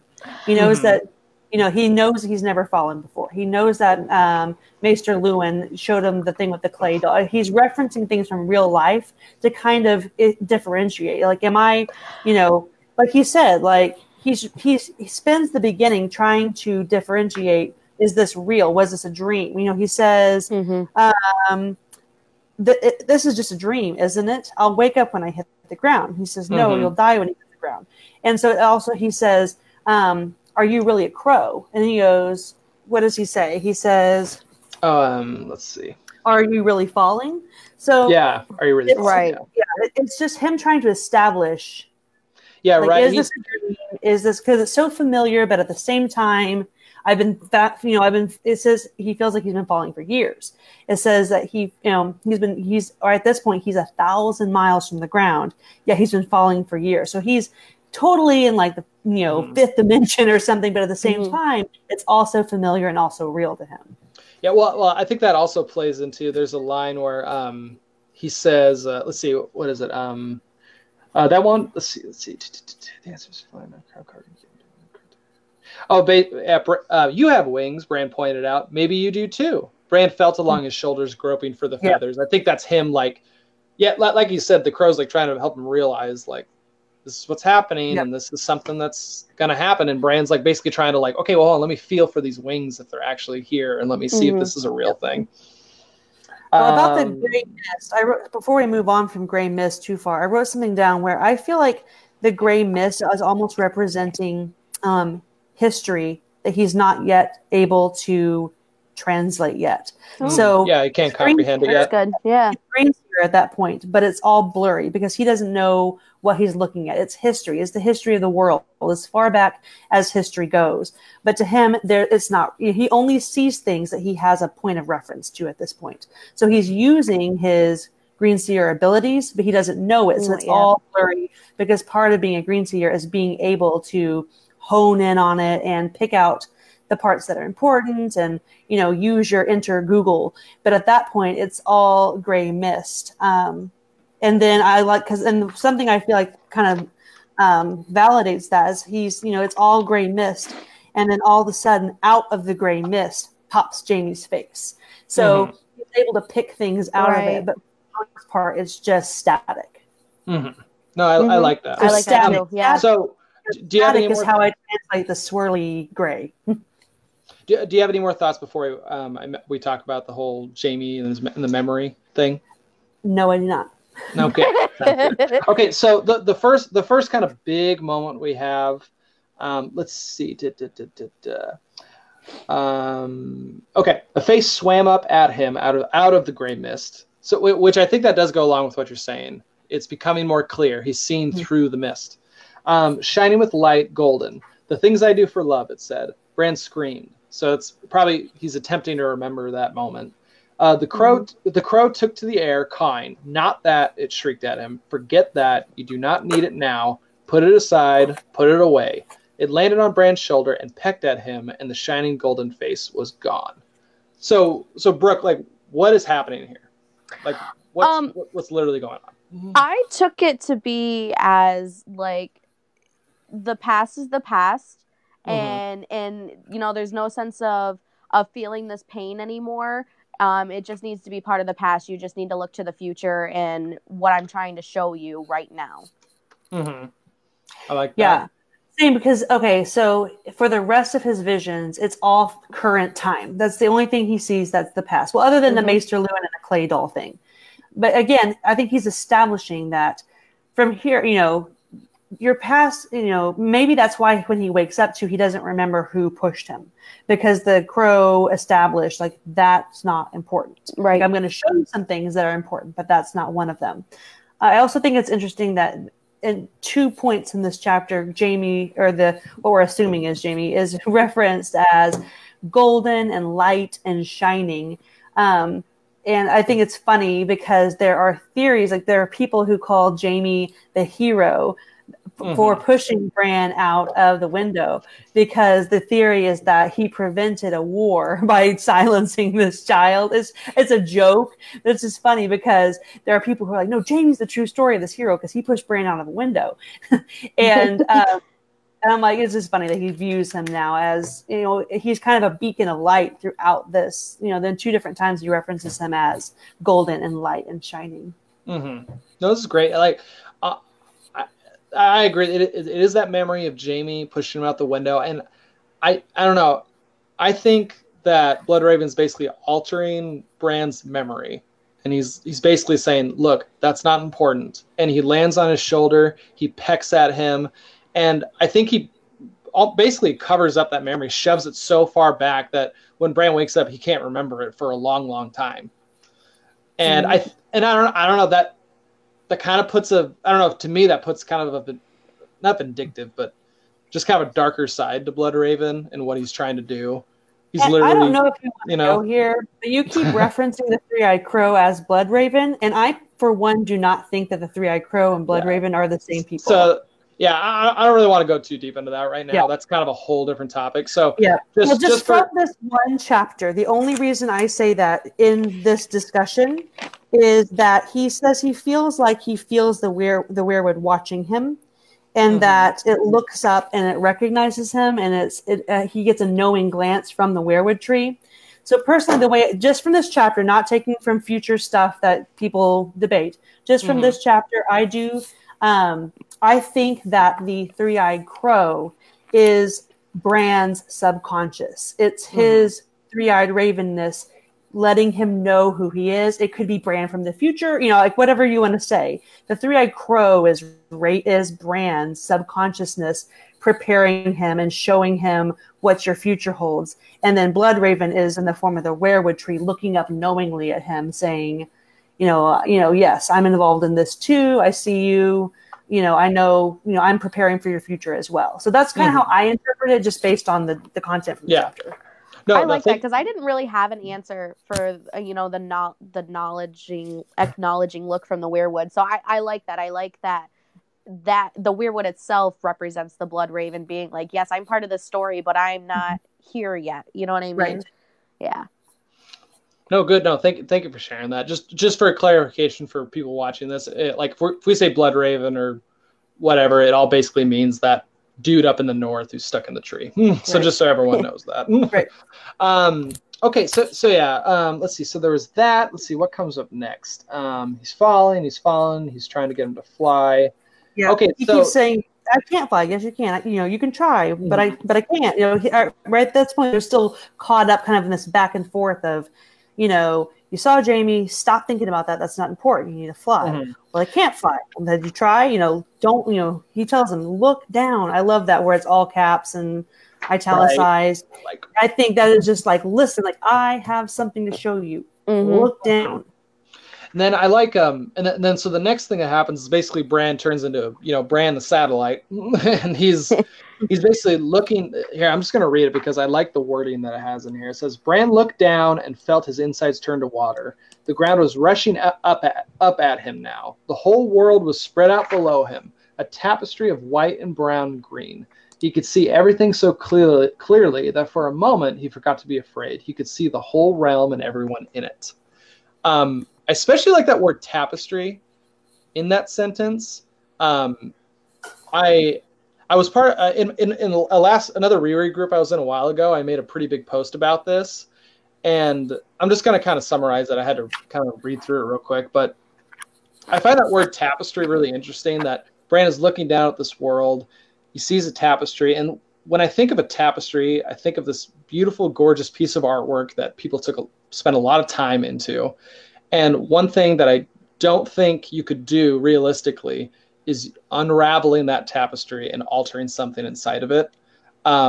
Later in the books and later in the TV show mainly, there's some essence of altering the past and changing things.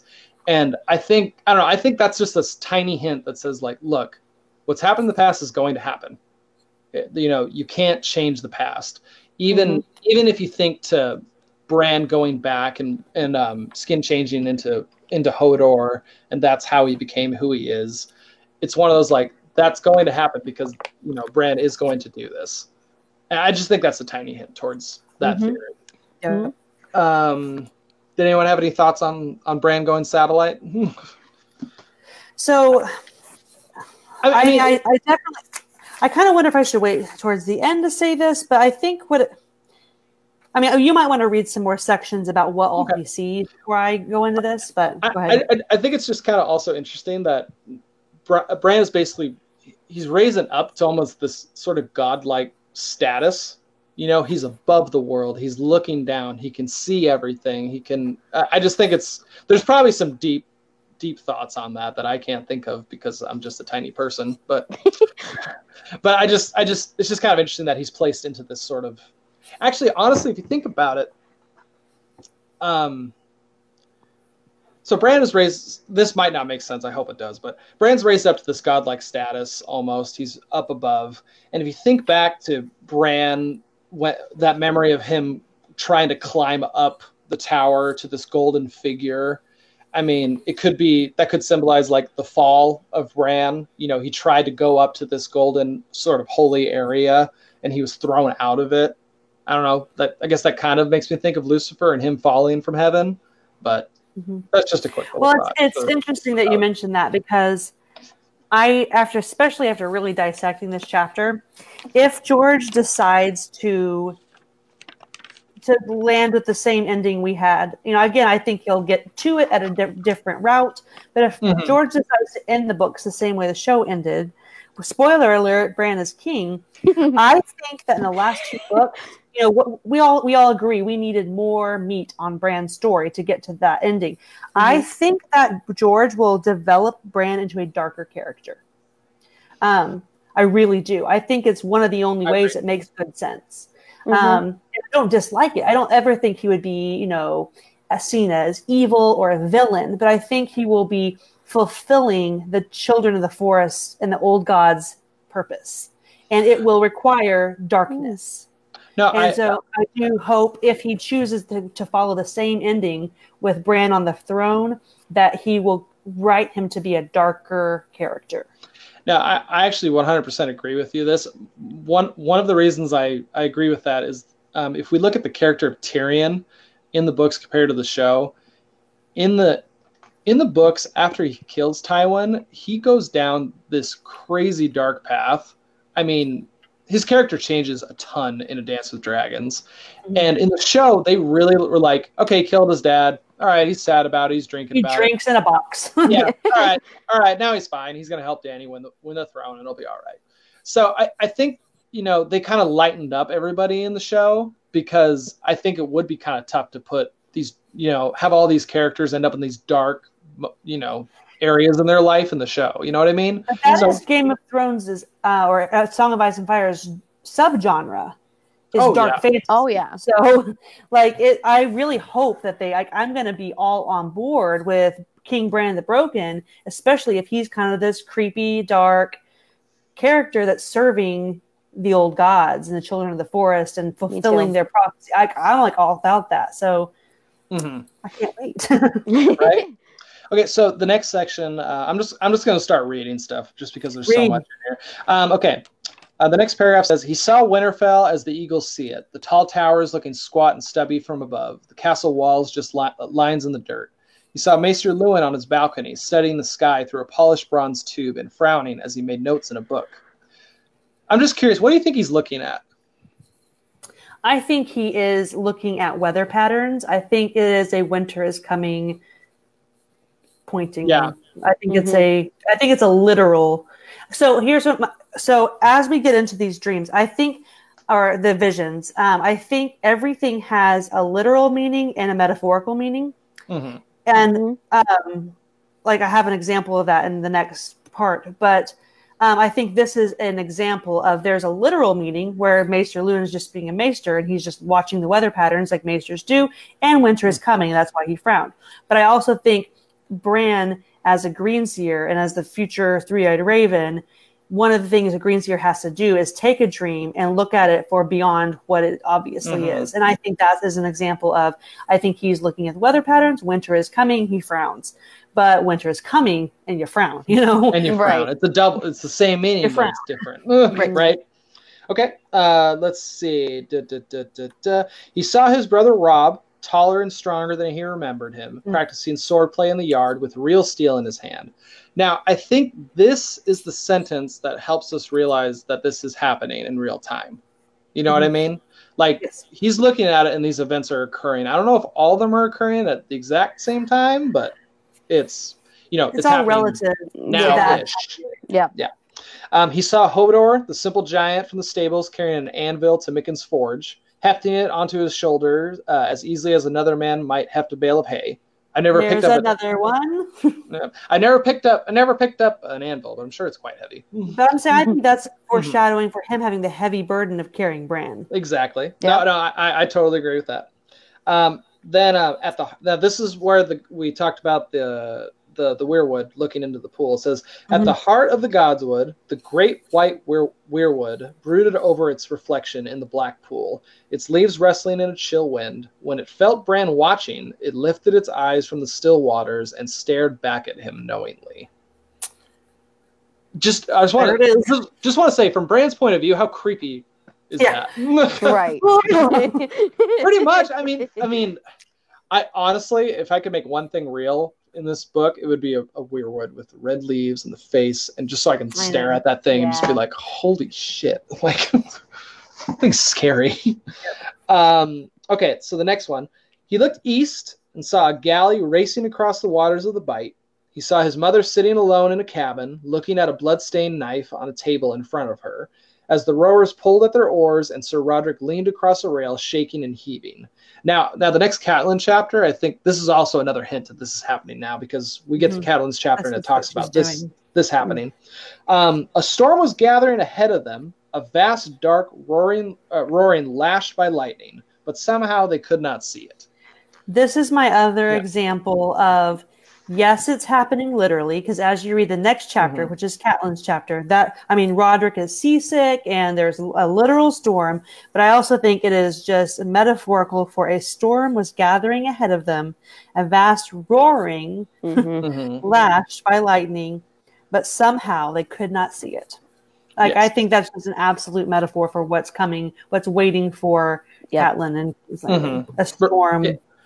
Yeah, Brooke, did you have any thoughts on that one? I didn't pick up on it until you guys had just mentioned it, but yeah, I definitely, the roaring, obviously the Lannisters, because the lions roar, and just the fact that still Catelyn is still driven by vengeance for her son, and she doesn't see how this is playing into the much bigger storm of chaos as a liar in the realm. So Right. Now what's also interesting is the word storm is a lot of times swapped out. George uses the word storm to describe wars. Like even just his third book, A Storm of Swords, is talking about the war. So I think, Yeah, that's just saying, you know, a war is coming and you're heading right into it and you're going to be in the middle of this whole thing. And in fact, some people will debate that you're the one who caused it. So, Yeah. and that's a whole other thing. Okay, so the next one. He looked south and saw the great blue-green rush of the Trident. He saw his father pleading with the king, his face etched with grief. Now, do you think that's him pleading to not execute Lady, or do you think do you think that happened afterwards, or because it's at the Trident, so I'm assuming he's seeing basically the trial of Lady and Arya and Sansa and all that. Let's see. He saw Sansa crying herself to sleep at night, and he saw Arya watching in silence and holding her secrets hard in her heart. Holding her secrets hard in her heart, I believe, is her starting her list. Yeah, I'm right. I'm right with you. I'm totally with you. I think this. I mean, she references back to it, so we know that it's true that this is when her vengeance streak basically begins, and it could be this is her first thought of is like Cersei needs to die. Cersei, and then when she finds out Micah is killed by the Hound, she adds him to the list, and basically like there needs to be some justice, and I'm gonna have to be the one to do it if no one else is gonna do it. Let's see. Okay, now this is gonna be a big talk because there's I've read questions. I've read so many accounts of what this means.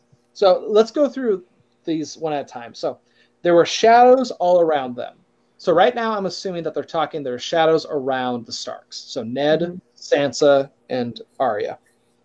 One shadow was dark as ash, with the terrible face of a hound. So I'm assuming that means Sandor Clegane. I've read a couple different responses to what that could mean, and I just can't see any way around it that it's not the Hound. Yeah, I feel like that's fairly straightforward. As straightforward as an acid trip chapter can be. Exactly. Right? And I mean, another point, just, you know, it says the face of the Hound, which is pretty obvious, is, you know, that's what Sandor Clegane is named. But also the word, let's see, where was it? Terrible. One shadow is dark as ash. Two meanings to that. Later in the books, his armor is actually described as the color of ash. And the second part, that could relate to his burned face. His fire experience. Yeah, there's that fire around him, so that could be another hint. So I'm pretty confident in saying they're talking about the Hound. Now, let me ask you this. So it's kind of insinuated that these shadows that are surrounding them are like tormenting them, are going to be a negative impact on them. But the thing is, we know that the Hound has a decent positive impact on Sansa and Arya's life, just because he turns into almost like a mentor for them and saves them in certain situations. Like, how does the Hound negatively affect the Starks, do you think? I think it's just kind of in this moment, he's seeing them where they're at. And in this moment, that's a dark shadow in their life at the moment, because you know, Sansa was physically affected by being disturbed by him, and Arya obviously, you know, she's going to have a pretty bad taste in her mouth about him. I think just where they're at in their moments, like these are their current demons, and that's why I have a question here in a minute. Oh, okay, I'm excited. Okay, so the next one.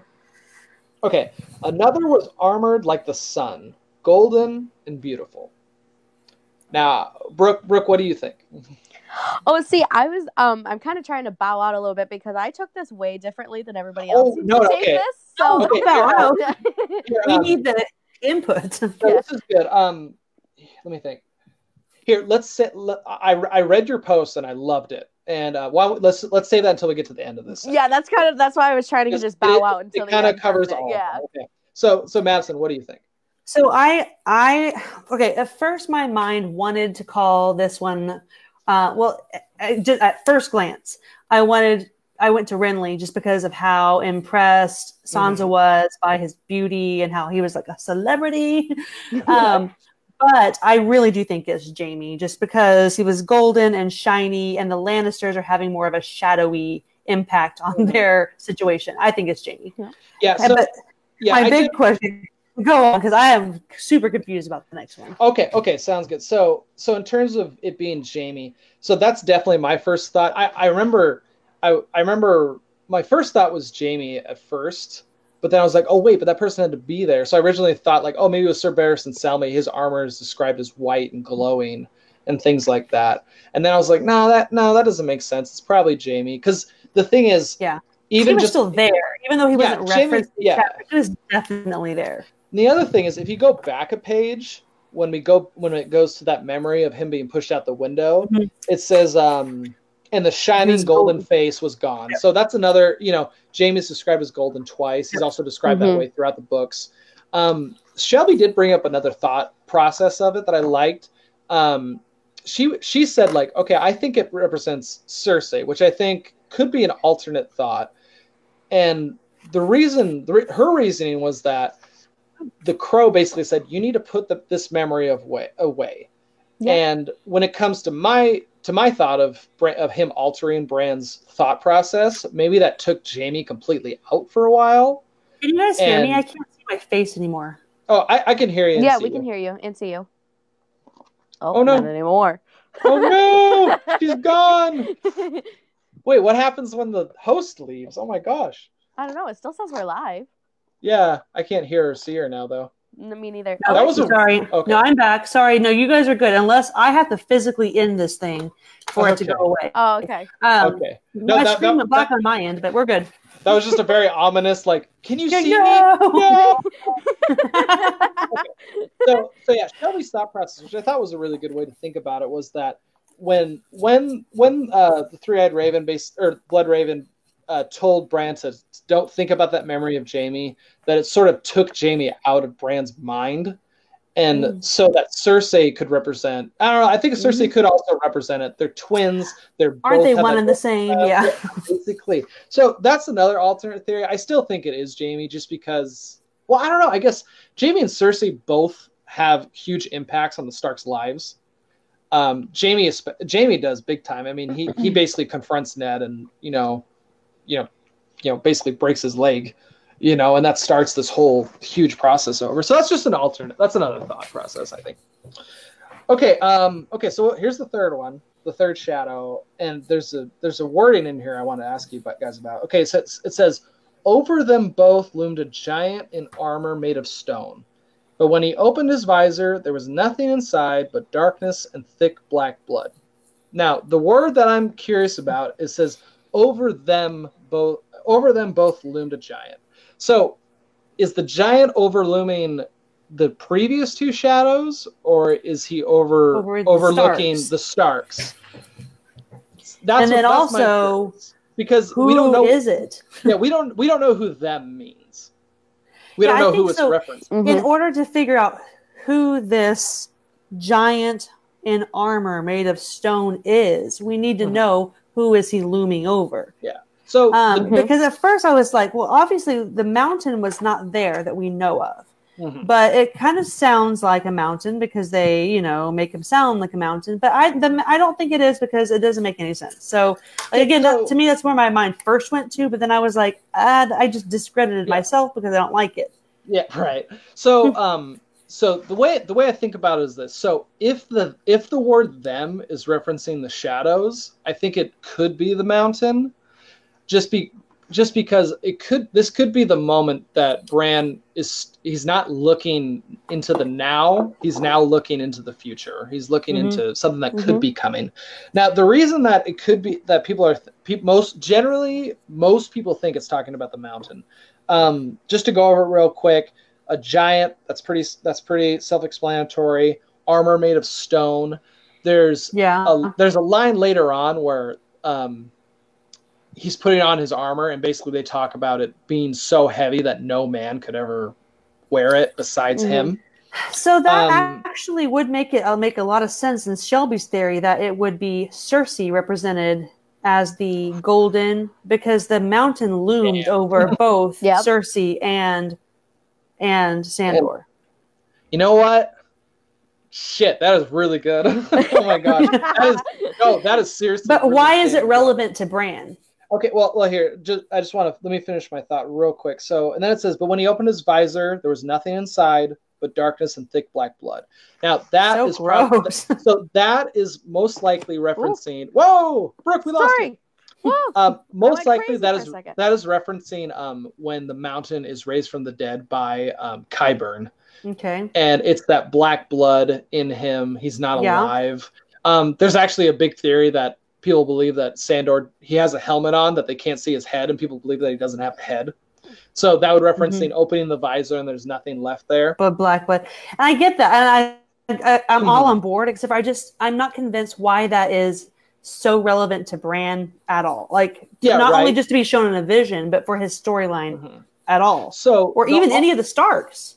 Really? Right. Yeah, well, it's true because the mountain doesn't really have a like he has some effect on the Starks because he is, Ned sends out some of his personal guard to go kill him and execute him basically. But it's true he doesn't have this giant effect. That's why it's weird to me that it's noted in this chapter. Yeah. So the alternate theory of who this person is that it's Littlefinger, and the big like crutch of the theory is that Littlefinger's great-grandfather, when he was knighted, he took the sigil of the head of Braavos as his sigil. So the Titan. Oh no, the Titan of Braavos. That's what it's called. So the Titan of Braavos is this giant statue that overlooks Braavos. It is a giant. And while Littlefinger does change his sigil later on, he's still related to House Baelish, which that is his sigil. So that could be it. I can't remember how they brought in the armor of stone, but the darkness, the thick black blood, it could just be a reference to Littlefinger has such a giant influence on the Starks without them even knowing it. Yeah, it seems more far-fetched in text, but in context, it makes more sense. Does that make sense? Yeah, right? Yep. No, I totally agree. So I think that is a possibility. Like I said, I can't remember where someone made sense of the armor made of stone in terms of Littlefinger, but I can't remember at the moment.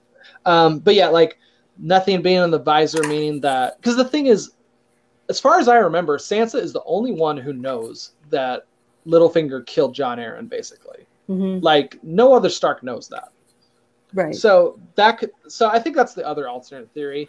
I remember when I personally first was reading this and I realized that it was in time. My first thought was that it was Ilan Payne, because I was trying to think of like head. Yeah, that he's an illusionist. That's a thought, and he had that effect on Sansa. Totally freaked her out. I don't know where the armor of stone goes in with him, but I just had a thought that maybe a connection for the Peter Baelish armor of stone. Okay. The Eyrie is his armor of stone. Like that's because that is kind of his armor is that he has the backing of Lysa Arryn. Yeah, that could be the Eyrie armor of stone, in my opinion. I mean, it's a mountain. It's built into a mountain. It also could strengthen the giant reference, as the Eyrie is literally this giant of a castle. It's huge. Probably, I think it's the tallest castle around, or at least it's at the highest elevation. It's a mountain. So that could be it. But I'm not gonna lie. You just changed my whole thought on the golden person being Cersei now, because I think that give totally the credit makes to sense. Shelby, because I will. I'm probably gonna message her this. I'm serious. Like, yeah, I'm like 90% believing that now. So, all right, I'm probably gonna make a Reddit post. Next paragraph. Okay, next paragraph. So he lifted his. Oh no, Brooke. I want to hear your thoughts. Thank you. Okay. Oh yeah. So because you got a totally different thought. Yeah, so I totally went completely different because we didn't exactly know who the shadows had surrounded. I really latched on to the giant looming over, and the thought that the one shadow who was dark as ash and the one shadow who was the golden sun is just the fight for the Iron Throne. It's like one versus the other, and then over top of that all is the threat of winter and the Night King, and that's the real game. So where because the Starks, if the Starks are the shadows are surrounding the Starks, the whole world right now to Bran is the Starks. Like that's his whole world. So the fact that this giant shadow is looming over top of the other shadows that are encasing the Sharks, to me is like, right now you're being affected by the political game, but you don't realize the real end game. So, I mean, I have a little soapbox at the end of these visions that ties in pretty well with that. I just never made the connection with that soapbox and this thought. Yeah. Yeah. So I'm on board with that too. Sure. Here, all right, pull out that soapbox. You want to do it now, or do you want to wait till later? No, I want to wait till later because I want to get to the end of what the three-eyed crow is showing him. Okay. All right. So let's move on to the next one. It says, he lifted his eyes and saw clear across the narrow sea to the free cities and the green Dothraki sea and beyond, to Vase Dothrak under its mountain, to the fabled lands of the Jade Sea, to Ashai by the shadow, where dragons stirred beneath the sunrise. Okay. So, question. Okay. Answer. Why Ashai? I'm a little confused here because everything else is representing real time, but Danny is nowhere near Ashai. Maybe he is just remembering stories of legends of dragon eggs and stuff from like Maester Luwin, Old Nan, because not only does Danny dragons aren't quite on the radar yet, other than, Hope. So, but also Ashai on the map is not where Danny is. Right. So, my only true thinking thought process of this is, while I think Illyrio was lying, Illyrio does state that he got the dragon eggs from Ashai. That's where he tells her and says, yes, these are from the fabled lands of Ashai. Okay. I personally think he's lying, but that's a whole other. Where do you think he got them? Sorry, never mind. We're not talking about it. Yeah, it's a long thing, but yeah. So just the quick summary of it is that these dragons were in Westeros the whole time. Varys stole them and then got them to Illyrio. Okay. So, yeah, I'm on board there. Yeah. I'm not really sure what it means, to be honest. I honestly don't think there's any other dragons other than Dany's. Due to the fact that later in the books, people talk about magic basically being reborn when the dragons came. So if there was dragons right now, then this powerful magic would be on the world right now, and it's not. So I don't have a strong thought on it, to be honest.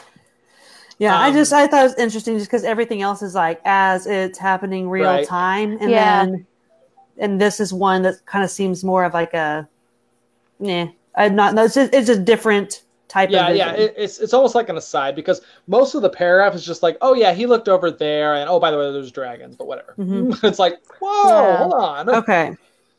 So I'll read this if you want me to. This paragraph.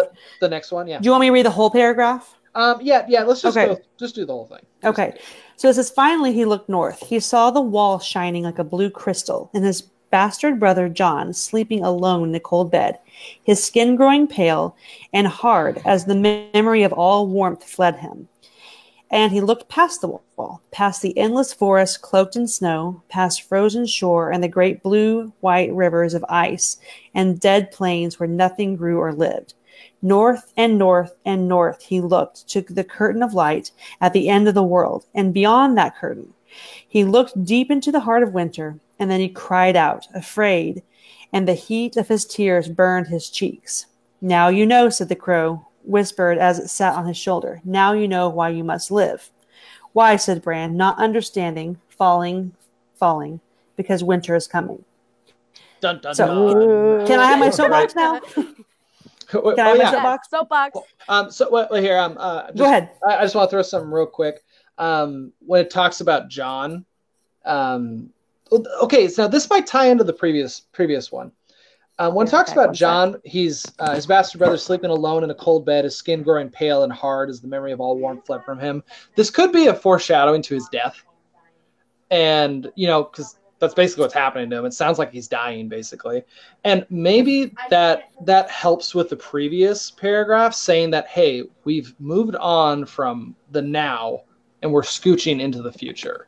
Okay. So who knows, that could connect to maybe Dany ends up in Ashai somehow, or more dragons show up there. So just a little tidbit there. But anyways, pull out that soapbox and jump on it.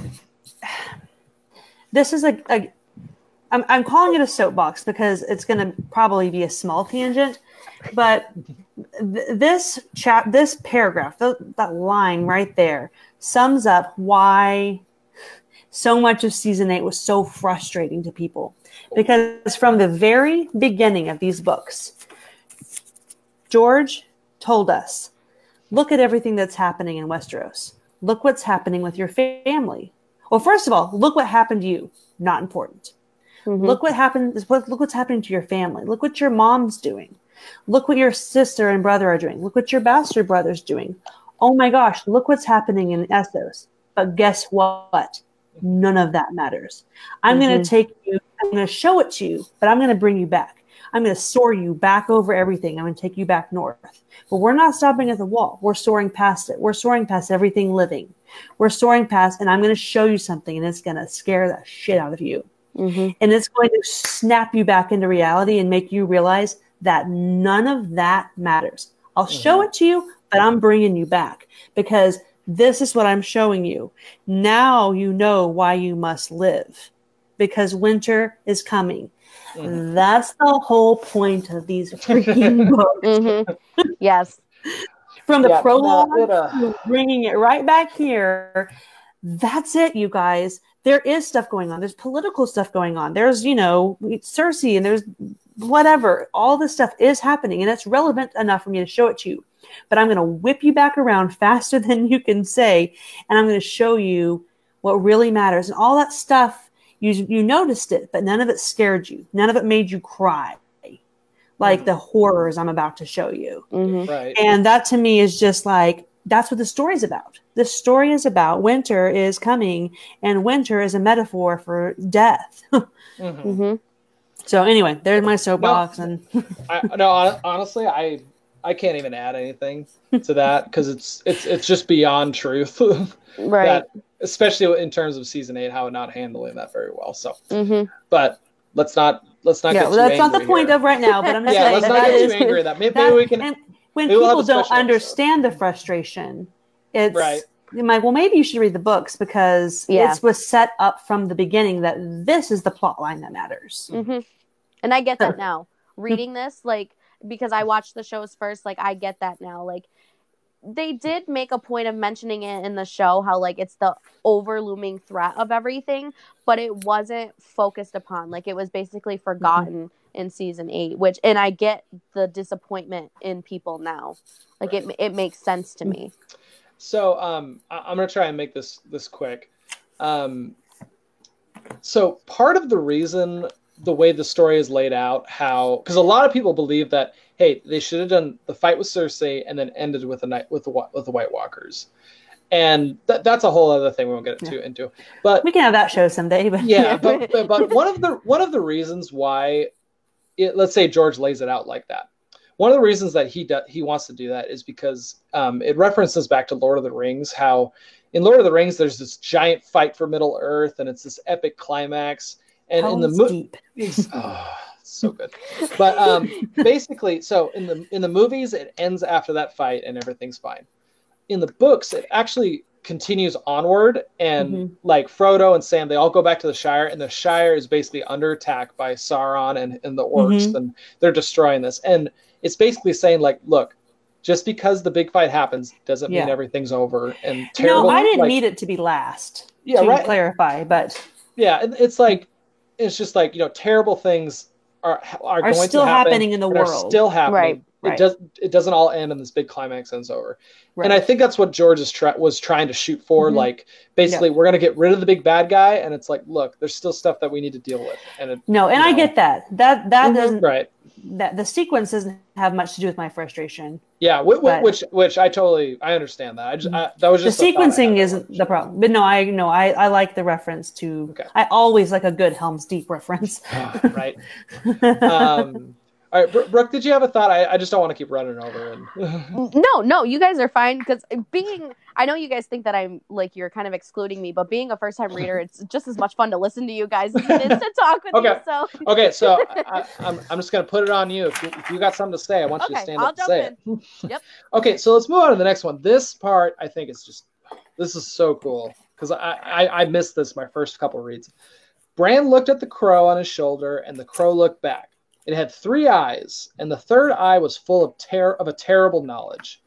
Bran looked down. There was nothing below him now but snow and cold and death.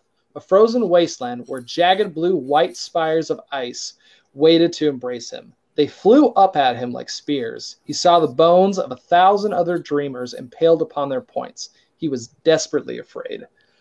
Now, this just, I don't know, like, this dream just went from, like, whoa, this is getting serious, to dark as nightmare. Yeah, crazy. So what's happening here is, at least the way I see it, is basically those thousands of people, dreamers, dead down there, are basically people who Bloodraven has tried to bring up. Yep. Because in his cave, there are bones. Well, okay, now what's interesting about that is, so the thing is this, okay, if, just like he says, if Bran falls and hits the ground, he is dead. And that's a choice. I think that's a literal choice. I think if Bran said, no, I don't want any part of this, I'm scared, I don't want to fly, I think he would not have, I think he would have died, and he would not have woken up from his coma. So that is an actual choice he made. Now think about this. So if there's bones in Bloodraven's cave, that means that there are dreamers who said yes, survived this dream, went to him, and still died. That is what blows my mind. Well, and that's why, at least in my head, that's how I don't think the show did a good enough job explaining that Bran was the most powerful three-eyed raven of all times. Right. They didn't do a good job depicting that, and that is another great point to that, was that others have tried and did not succeed. And again, I don't know why they murdered his character like that, but they did. They just don't like happy they don't like people.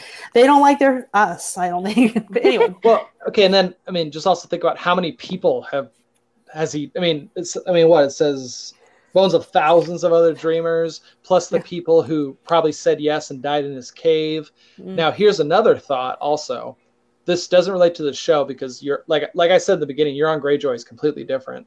But there is a big theory that Euron Greyjoy is actually, he basically had this experience that Bran's having. He said yes, and then he went rogue. Because in the books, he references his third eye. His sigil on his boats is a third eye. And we'll get there when we get there. But it's a big interesting deal, right? Okay. Let's see. He flies. Yeah, he chooses to fly. So he chooses to fly. Bran spreads his arms and flew. Let's see. I'm flying. I did like this part. So I'll just start reading. Now, Bran, the crow urged, choose, fly or die. Death reached for him, screaming. Bran spread his arms and flew. Wings unseen drank the wind and filled and pulled him upward. The terrible needles of ice receded below him. The sky opened up above. Bran soared. It was better than climbing. It was better than anything. The world grew small beneath him. I'm flying, he cried out in delight. I've noticed, said the three-eyed crow. And just that line, I've noticed, I feel like that humanizes the crow. You know, I can almost imagine him with like a cigarette, just like, yeah, I noticed. You know, whatever. I've seen this. Told you that would happen. Yeah, I've had so many people do this. I like it too in the beginning where he's like, "Are you really a crow?" And he's like, "Are you really falling?" You know, like I think the crow is pretty witty. I like the idea of having a cigarette hanging out of his beak. Okay, I want to share. I want to share a Reddit comment that I found. Just for credit, a professional kvetcher is the guy who commented it. So he said, maybe a coincidence, but when Bran is falling, he sees jagged spikes of ice with the bodies of thousands of people impales on them. When he begins to fly, Martin writes that, quote, the terrible needles of ice receded below him, which was in that line I just read. Needle, the weapon of Arya, uses in her bloody campaign against all who have wronged her, and ice, the weapon used by Ilyn Payne to kick off the War of the Five Kings. I feel as though Martin deliberately chose these words to have the icicles represent not just an imminent danger to Bran, but also the coming bloodshed that will end their lives, the thousands. Interesting. Hold on, I got to convince my wife to stay on.